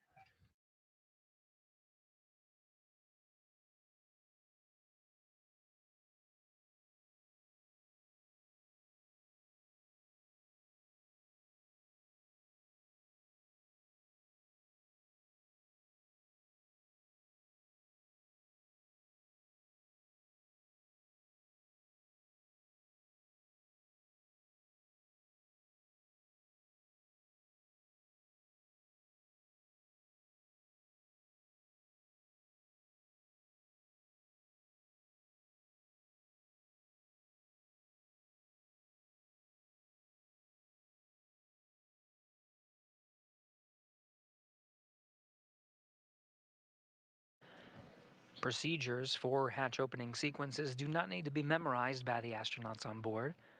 They do have reference material. NASA astronaut Jeanette Epps holding a tablet and referencing some of the step-by-step sequences that need to be followed to ensure a safe pressurization of the vestibule and the hatch opening sequence needed to welcome the Crew-9 astronaut and cosmonaut aboard the International Space Station.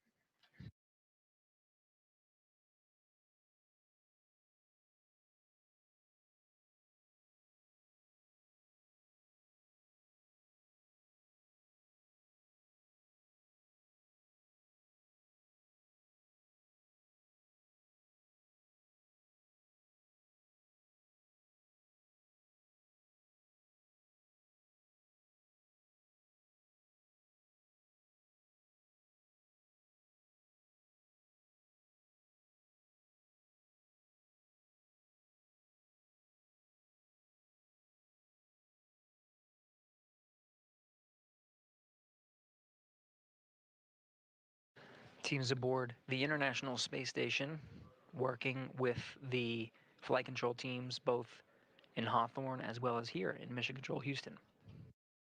Through a docking sequence, the attitude control of the International Space Station itself is changed at various increments and spots through the docking sequence. As a visiting vehicle approaches the International Space Station, some of the thrusters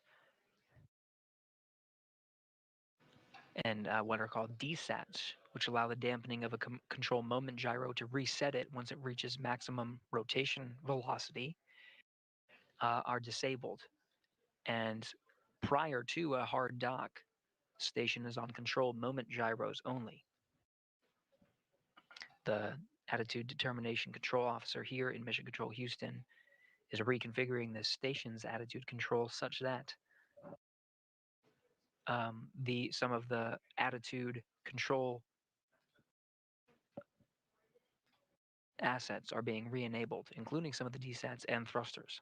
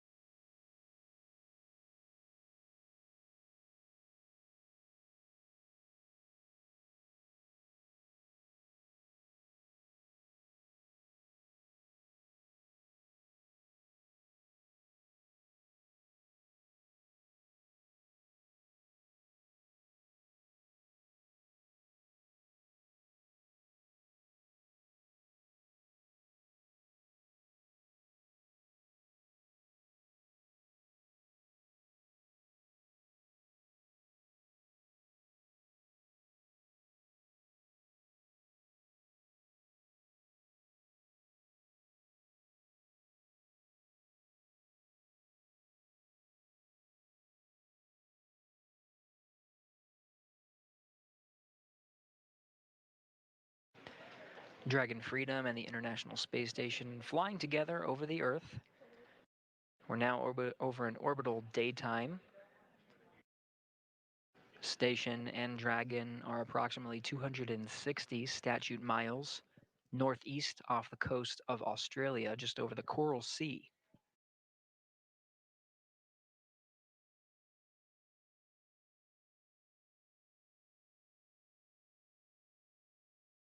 We're a little more than 30 minutes after the docking of Dragon Freedom to the International Space Station. That docking again occurred at 4:30 p.m. Central Time, 2:30 p.m. East, 2:30 p.m. Pacific, 5:30 p.m. Eastern. Again, all the teams are working on the hatch opening operations. Commander Nick Hague and Mission Specialist Alexander Gorbanov inside Dragon, the view of which you can see right here, are undergoing suit doffing procedures, taking off their suits and configuring the Dragon cabin for the hatch opening sequence, including opening up of the Dragon hatch on their side. In the meantime, NASA astronauts inside the International Space Station are working on opening up the hatches on the station side.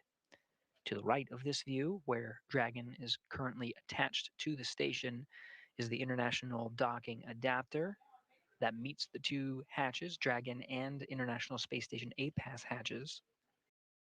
And right on the right of your screen there, you can see the pathway on the right. That's down through the pressurized mating adapter, the black structure there on the left. You can sort of make it out, but on the towards the very back end of the pressurized mating adapter is a hatch. That's the one they're going to be working on opening.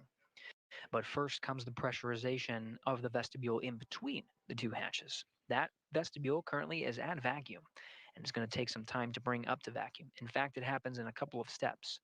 Right now, from vacuum, it needs to be brought up to 14.7 psi. It's not done in one swoop. It's done incrementally. First, it's brought up to 5 pounds per square inch and held there. Freedom SpaceX for awareness, ISS power connection established.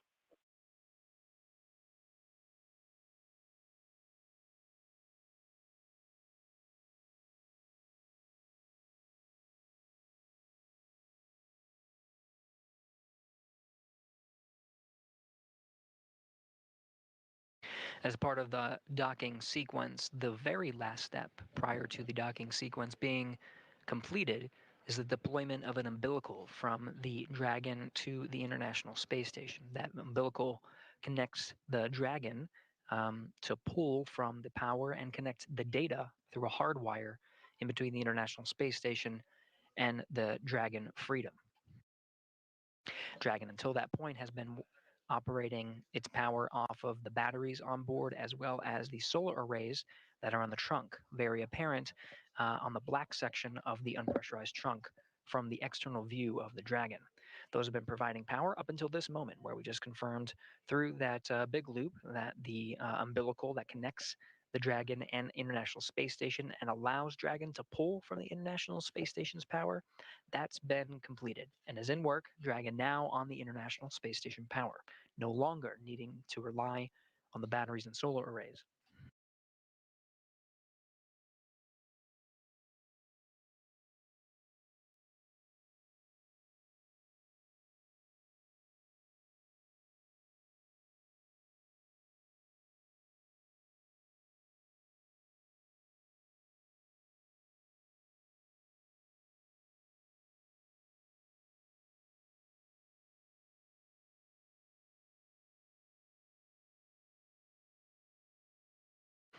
We're getting views, live views from the International Space Station as it flies 257 statute miles over the Pacific Ocean. These views are cameras being set up and configured inside Node 2 by the NASA astronauts themselves to provide views from the station to us down here on the ground to monitor the operations. Of course, aside from opening up the hatches, will be a welcoming ceremony. We'll see the smiling faces of Nick Hague and Alexander Gorbanov enter into the International Space Station and be welcomed. For a status. Ready to copy.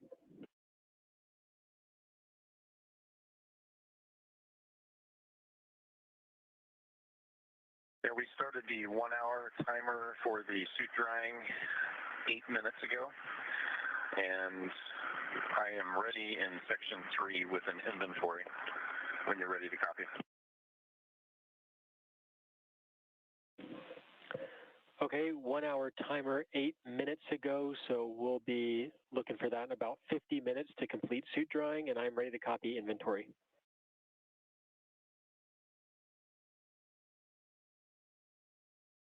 Okay, for water, in bag 201, consumed 2 bottles. In 202, consumed all 5 bottles. In 204, consumed 5 bottles. All 5 bottles.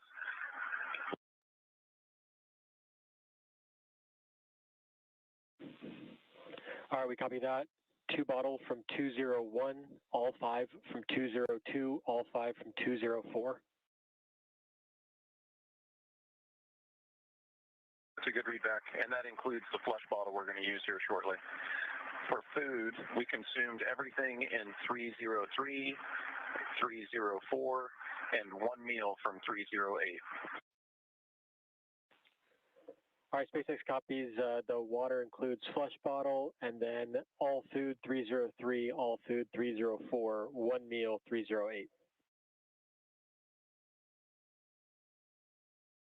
That's a good readback. We're going to do the flush on the commode, and then I'll call down and let you guys come aboard. SpaceX copies.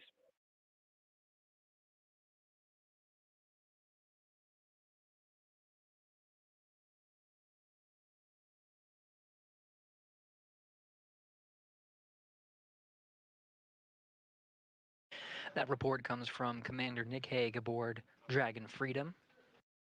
Dragon outfitted with the necessary consumables between 2 crew members. Those consumables are tracked and reported to ground teams, so the amount of food and water on board is known for the ride both uphill and downhill. The teams want to make sure that the astronauts have what they need, both for nominal situations and situations in which additional orbits may be necessary for a returning crew to Earth. That is carefully tracked by the ground teams in order to make sure the astronauts have what they need.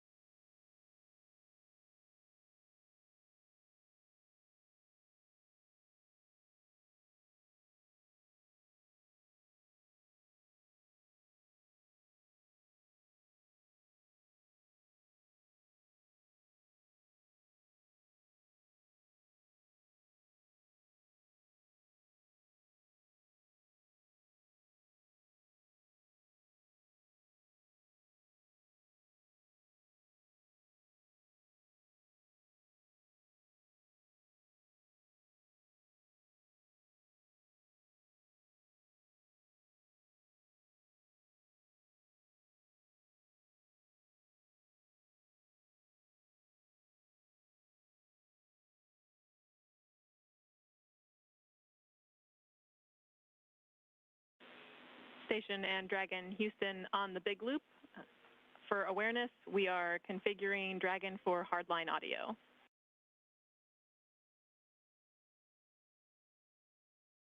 Okay, copy that. Freedom copies.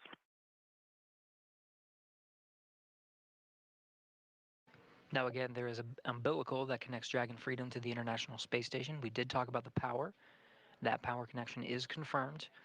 Dragon is pulling power from the International Space Station, no longer needing to rely on the solar arrays and batteries aboard. The umbilical also provides a data connection. The audio on board Dragon and aboard the International Space Station to this point has been configured separately through a big loop configuration and a wireless configuration that is the common communication for visiting vehicles. that was used between the two spacecraft. Teams are now working to use the hardline data path that's enabled by the umbilical connecting Dragon to the International Space Station. Comm checks on the hardline may be coming after that hardline is established. In the meantime, we continue to wait. Hatch opening operations are a game of patience. The vestibule again has been exposed to vacuum and the extreme thermal conditions of space, while the sun shines on it and is in a vacuum condition. The pressurization cannot proceed forward until some of those thermal conditions, which can introduce fluctuations into a reading of a pressure as it is brought up to the pressure of the International Space Station, they can fluctuate and provide a false reading of a leak. To counteract this, the teams simply wait.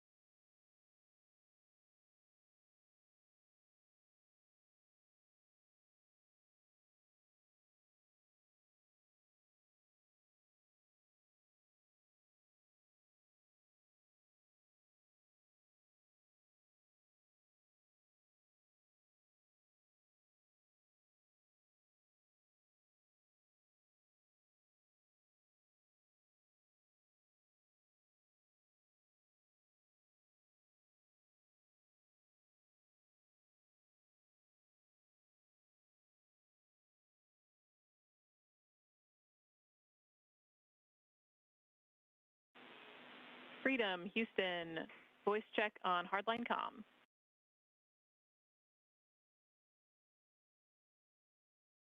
Houston, Freedom, this got you loud and clear. Copy loud and clear.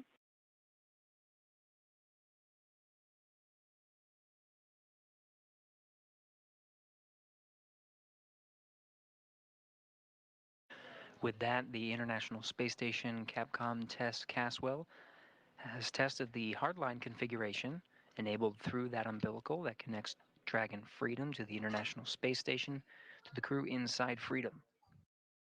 Still on the big loop, although it's reconfigured for hardline communications, that's been successfully established.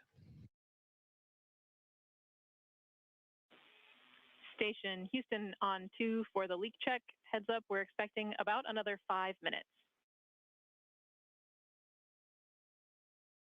Okay, copy another 5.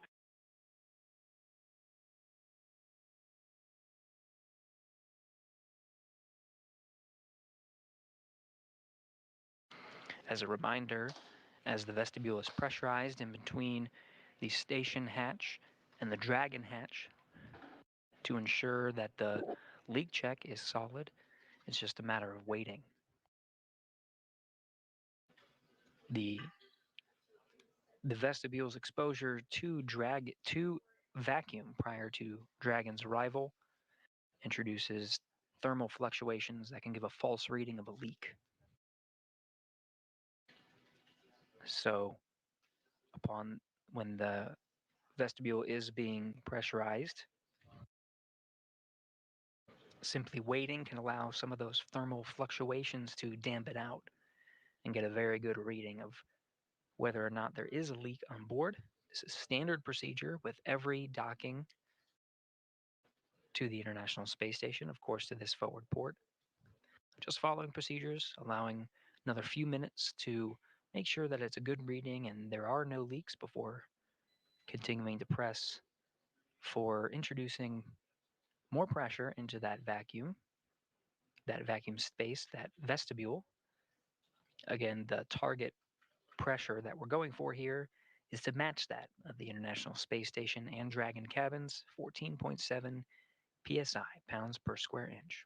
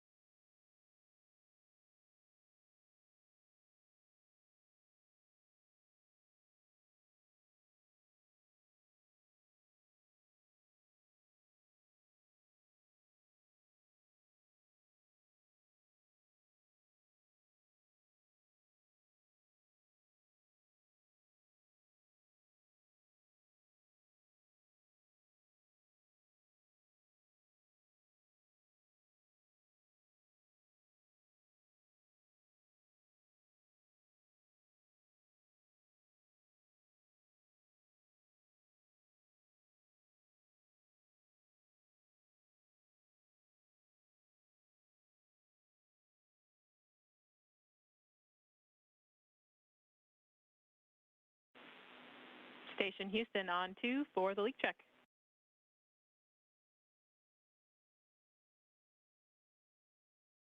Yeah, 2. We have a good leak check. You are go to step into step 3.1 of 2.102. Copy 3.1 of 2.102 inward.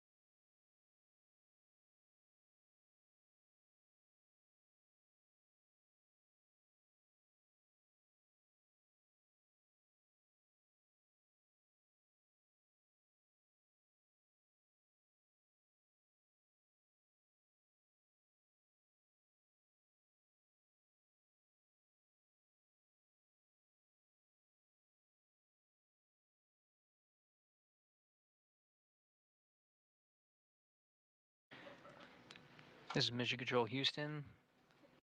Teams on the ground confirmed that they are happy with the leak check. The vestibule seems to look good. No leaks in between the two hatches. So the procedures that were referenced by the Capcom here in Mission Control Houston, that's Tess Caswell, the voice that you're hearing on the ground, are the steps needed to proceed with pressurizing the vestibule and turning the necessary valves and preparing the hatch for opening.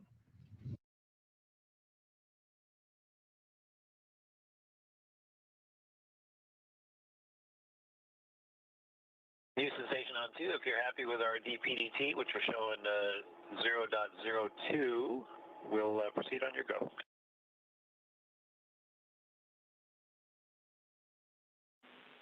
Station Houston, we concur. You are go in 3.2. Going 3.2 in work.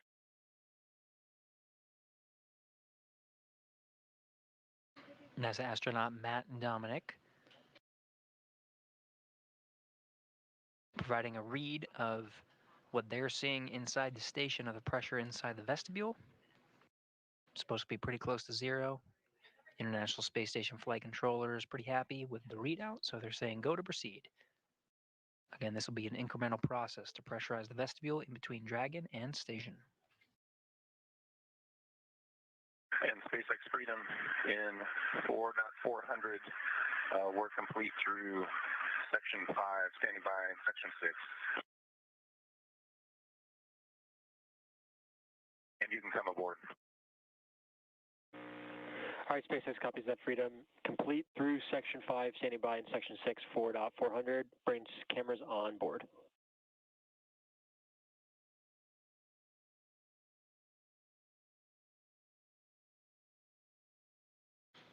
As the crew on board the International Space Station works through the steps to pressurize the vestibule in between the two hatches, the crew inside Dragon Freedom working on their closeout procedures and relaying to the flight control teams. And Station on 2 for 3.3, GMT is 2229.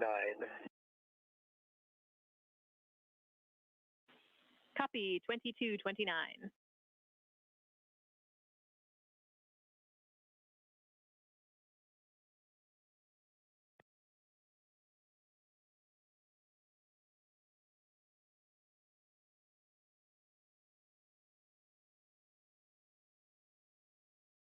Right now we're in a expected handover period in between our coverage on the tracking and data relay satellites that provide video and audio communication from the station. We're expected to regain space-to-ground audio communication shortly, video from station shortly after that. It's the teams here in Mission Control Houston that are walking the astronauts aboard the International Space Station through the steps of opening up the hatch and, of course, pressurizing the vestibule. The team here is led by Argo Flight, that is Marcos Flores, the flight director for this shift of Crew-9's docking and welcome into the International Space Station.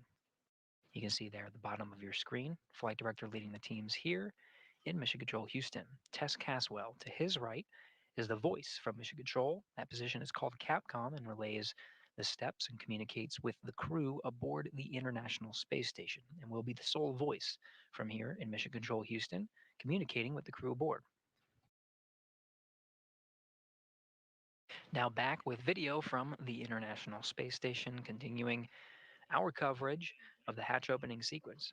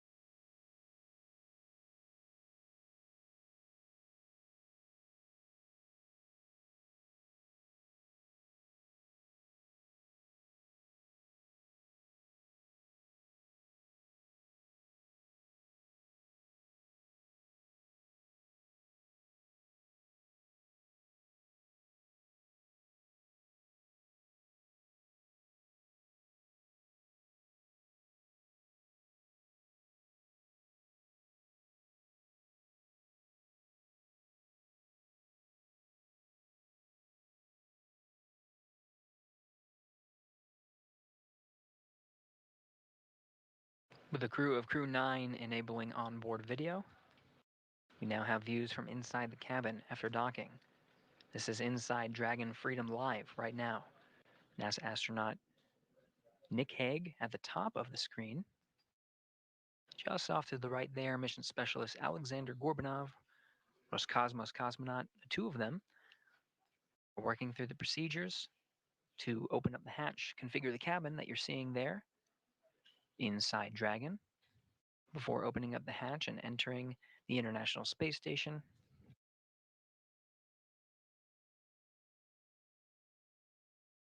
You see the suits that they wore for launch as well as docking are in the seated positions.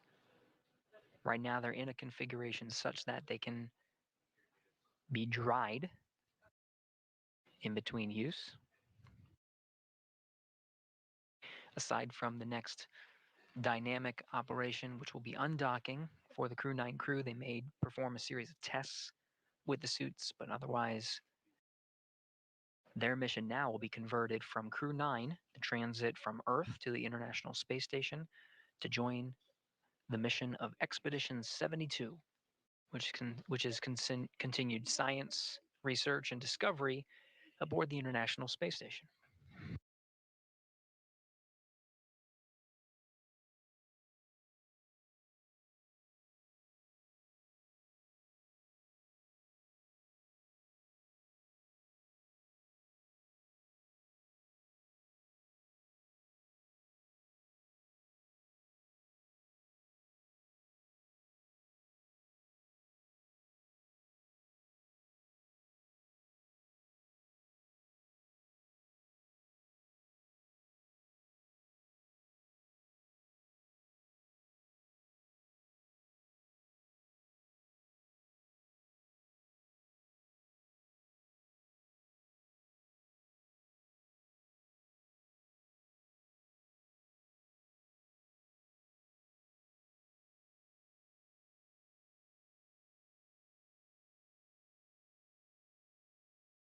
Now getting views from the two spacecraft. Again, there is a hatch, multiple hatches actually.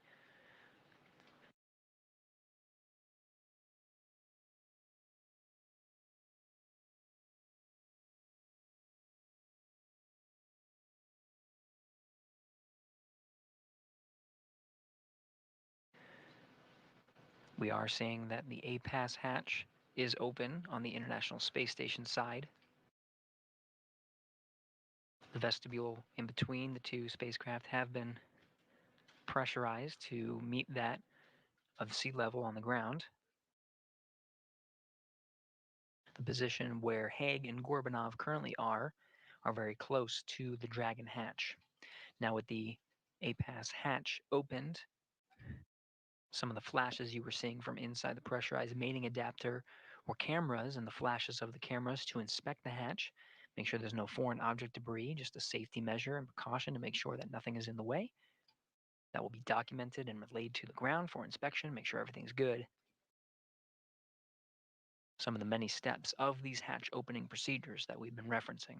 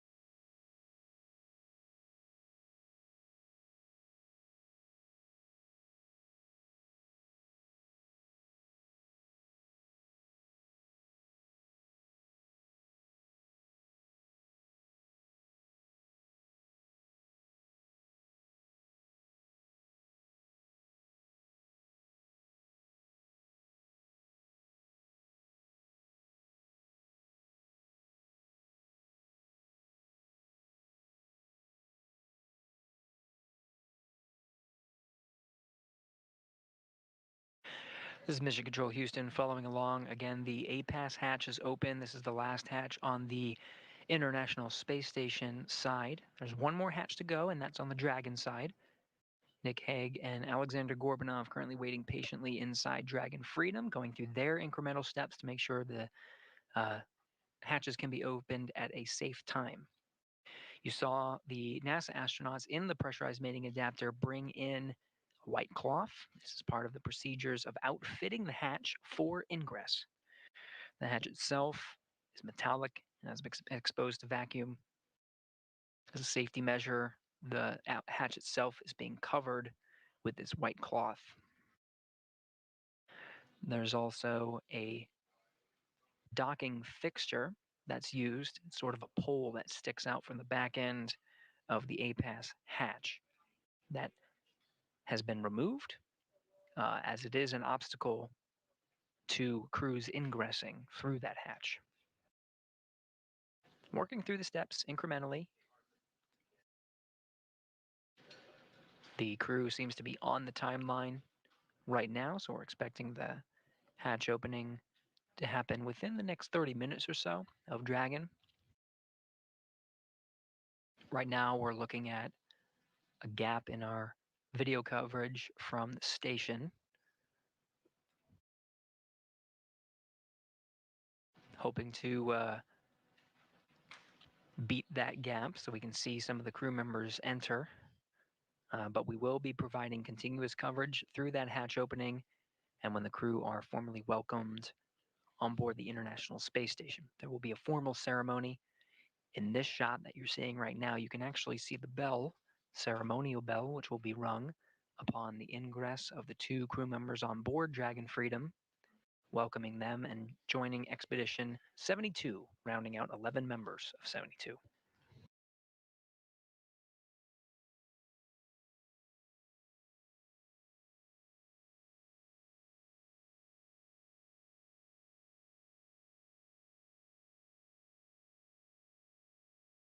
Three-box view that you're seeing from inside the station on the bottom right, inside Dragon, bottom left. Again, NASA astronaut Nick Hague on the top right corner of the screen. From that Dragon cabin view, Gorbanov you see behind some of the seats on the view from the bottom left. And we are seeing Dragon illuminated by the sun a little bit until an orbital sunset, as expected just minutes from now. The views on the outside of station will become a little darker as the station and Dragon pass 260 statute miles over the northern Atlantic Ocean.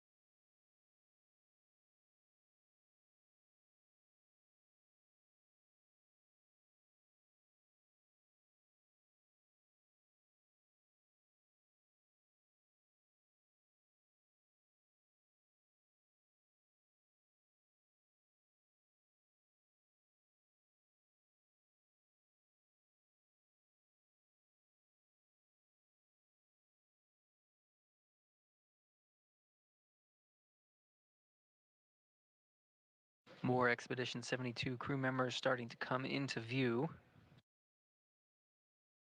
In the red shirt there on the left, Roscosmos cosmonaut Alexei Ovchinin, former crewmate of Nick Hague. On his Soyuz flight to the International Space Station, they rode together aboard a Soyuz to the International Space Station and joined for their expedition before returning, now reunited in space.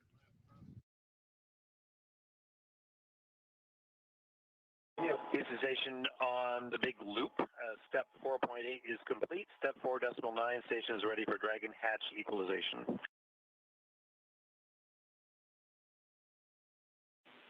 We copy, Mike. We are not quite ready on our side. We'll let you know when we are. Holding at 4.9.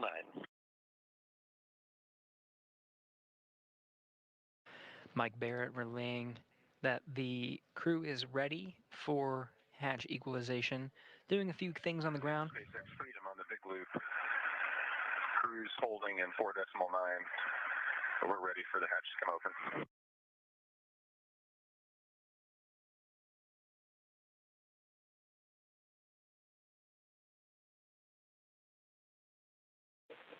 All right, SpaceX copies. We'll be waiting for the ground to be ready for equalization, and that's going to keep us in section 6 of 4.400. You'll see us take commands and the state change in step 6.2 when we're ready to go.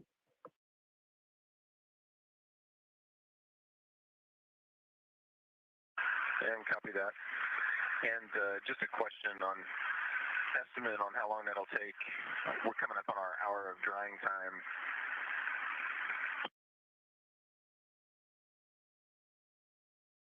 No, check that. We got 15 minutes. We'll just wait.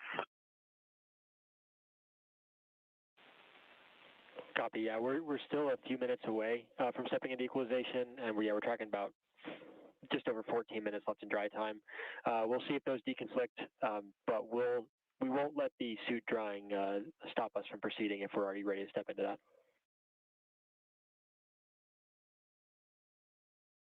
Okay, copy all. And Houston on the big loop, the Apass hatch seals look great, and no condensation noted. We did take a picture of the docking cross. That also looks great. Houston copies.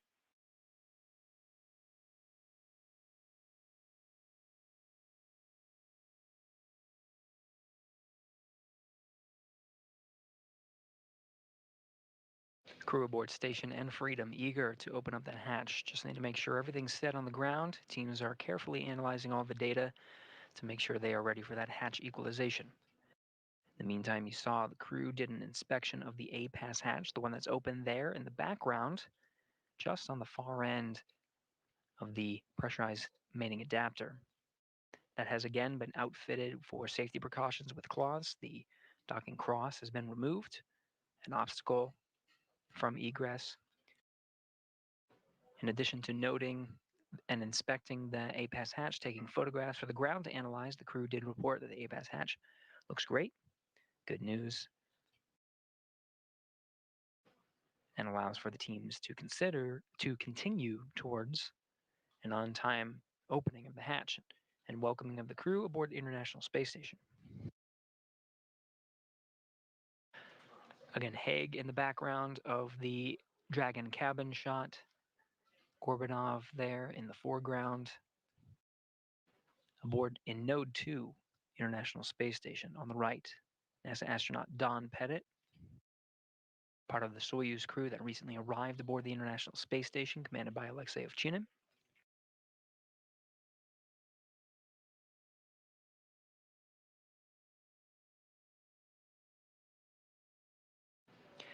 Ovchinin there, of course, former crewmate of Hague. They launched together aboard their Soyuz mission to the International Space Station and will be reunited at the welcoming ceremony.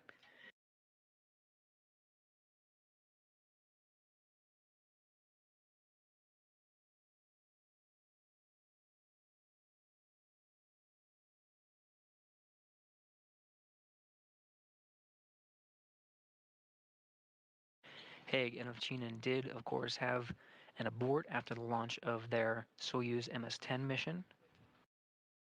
But both of them did get to go up and join the crews of Expedition 59 and 60, launching successfully aboard Soyuz MS-12 and completing their expedition aboard the International Space Station and safely returning to Earth. Again, the two reunited in space.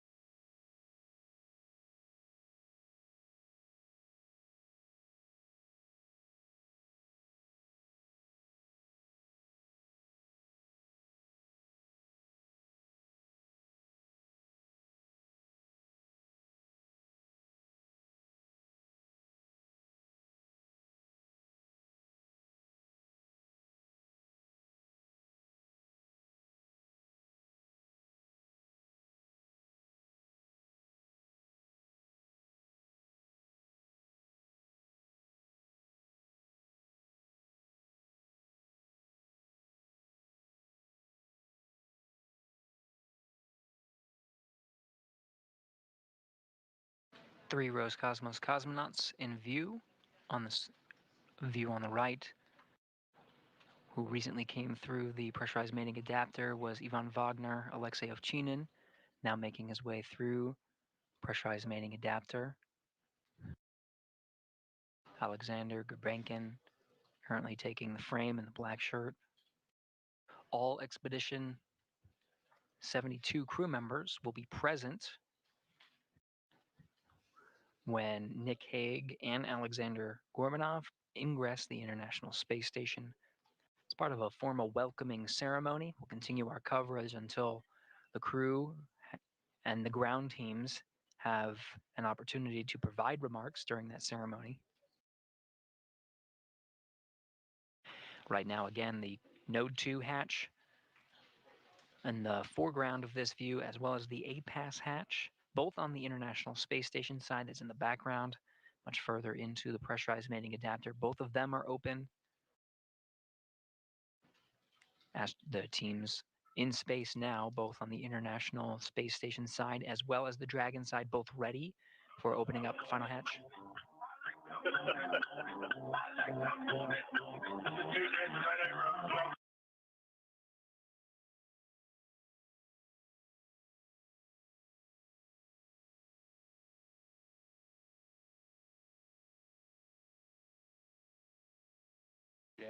So again, the astronauts in space are ready to go, just waiting for those ground teams and finding ways to pass the time. Station and Dragon Houston on the big loop.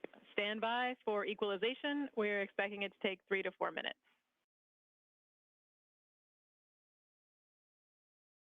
Okay, copy that. Jim copies.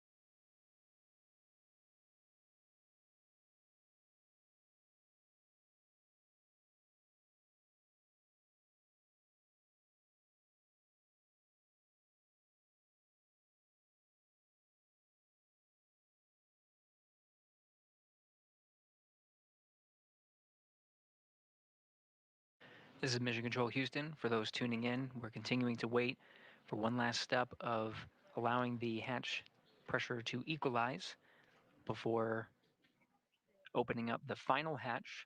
We've been working through hatch opening sequences over the past hour or so, about an hour and a half since docking at 4:30 p.m. Central Time. The ground teams have instructed the astronauts on board to wait till equalization is achieved before proceeding to open up with the hatch. Hoping to hear that call momentarily. This is a view from inside Dragon Freedom. NASA astronaut Commander Nick Hague in the background there on the comms. Mission specialist Roscosmos cosmonaut Alexander Gorbanov there in the foreground.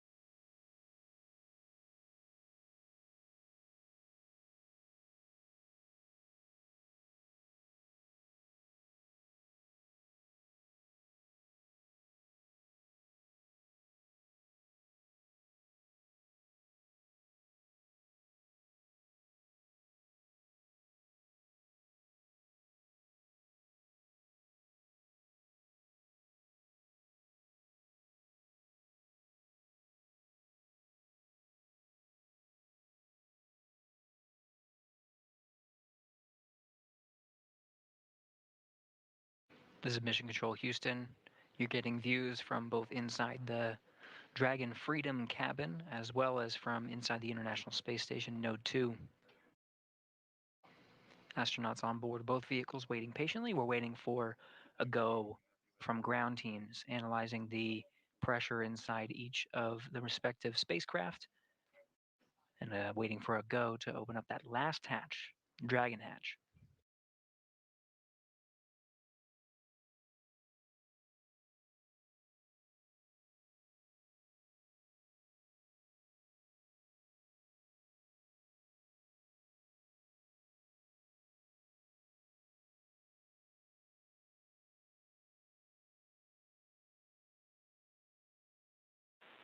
Freedom SpaceX for suit dry.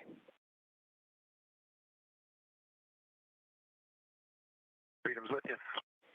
All right, we're happy with the suit dry timer now, so you are go for commanding the suit fan off before we step into hatch opening.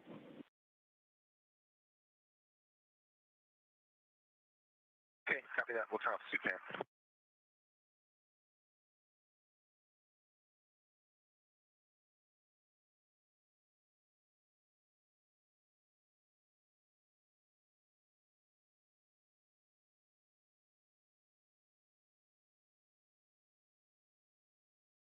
CNS astronaut Nick Hague working on the displays, the console there inside Dragon Freedom. The command to disable those suit fans is on that console. Suit fan and suit drying procedures are done after doffing suits through various phases of space flight. For these two astronauts, after doffing the suits after orbital insertion, suit drying was part of the procedures there as well, before they were once again donned prior to the approach initiation burn. Those suits were doffed again after the docking sequence was complete. That includes a soft capture. Freedom SpaceX on the big loop. We see the suit fans are off. So at this time, you are go for hatch opening per the decal, followed by the remaining actions in 4.400, Section 6. And copies, we're going to open the hatch per decal and then the remaining steps in section 6, 4.400. Good, readback, and we'll just follow up after hatch open on the completion of 4.012 as well, but we can go ahead and step into the hatch hops. Okay, copy that.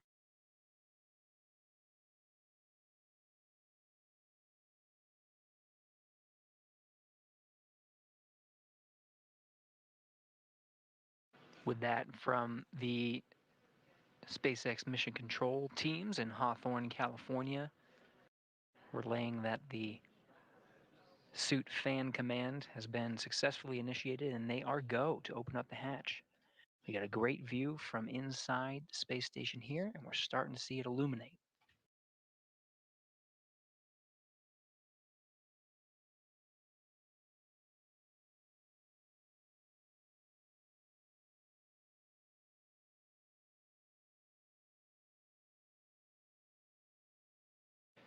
And now, with that, we confirm Dragon hatch is open.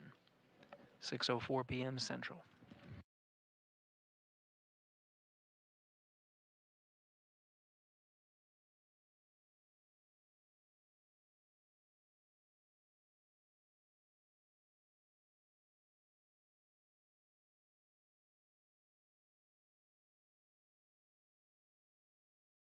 SpaceX Freedom hatch is open. Copy, hatch open.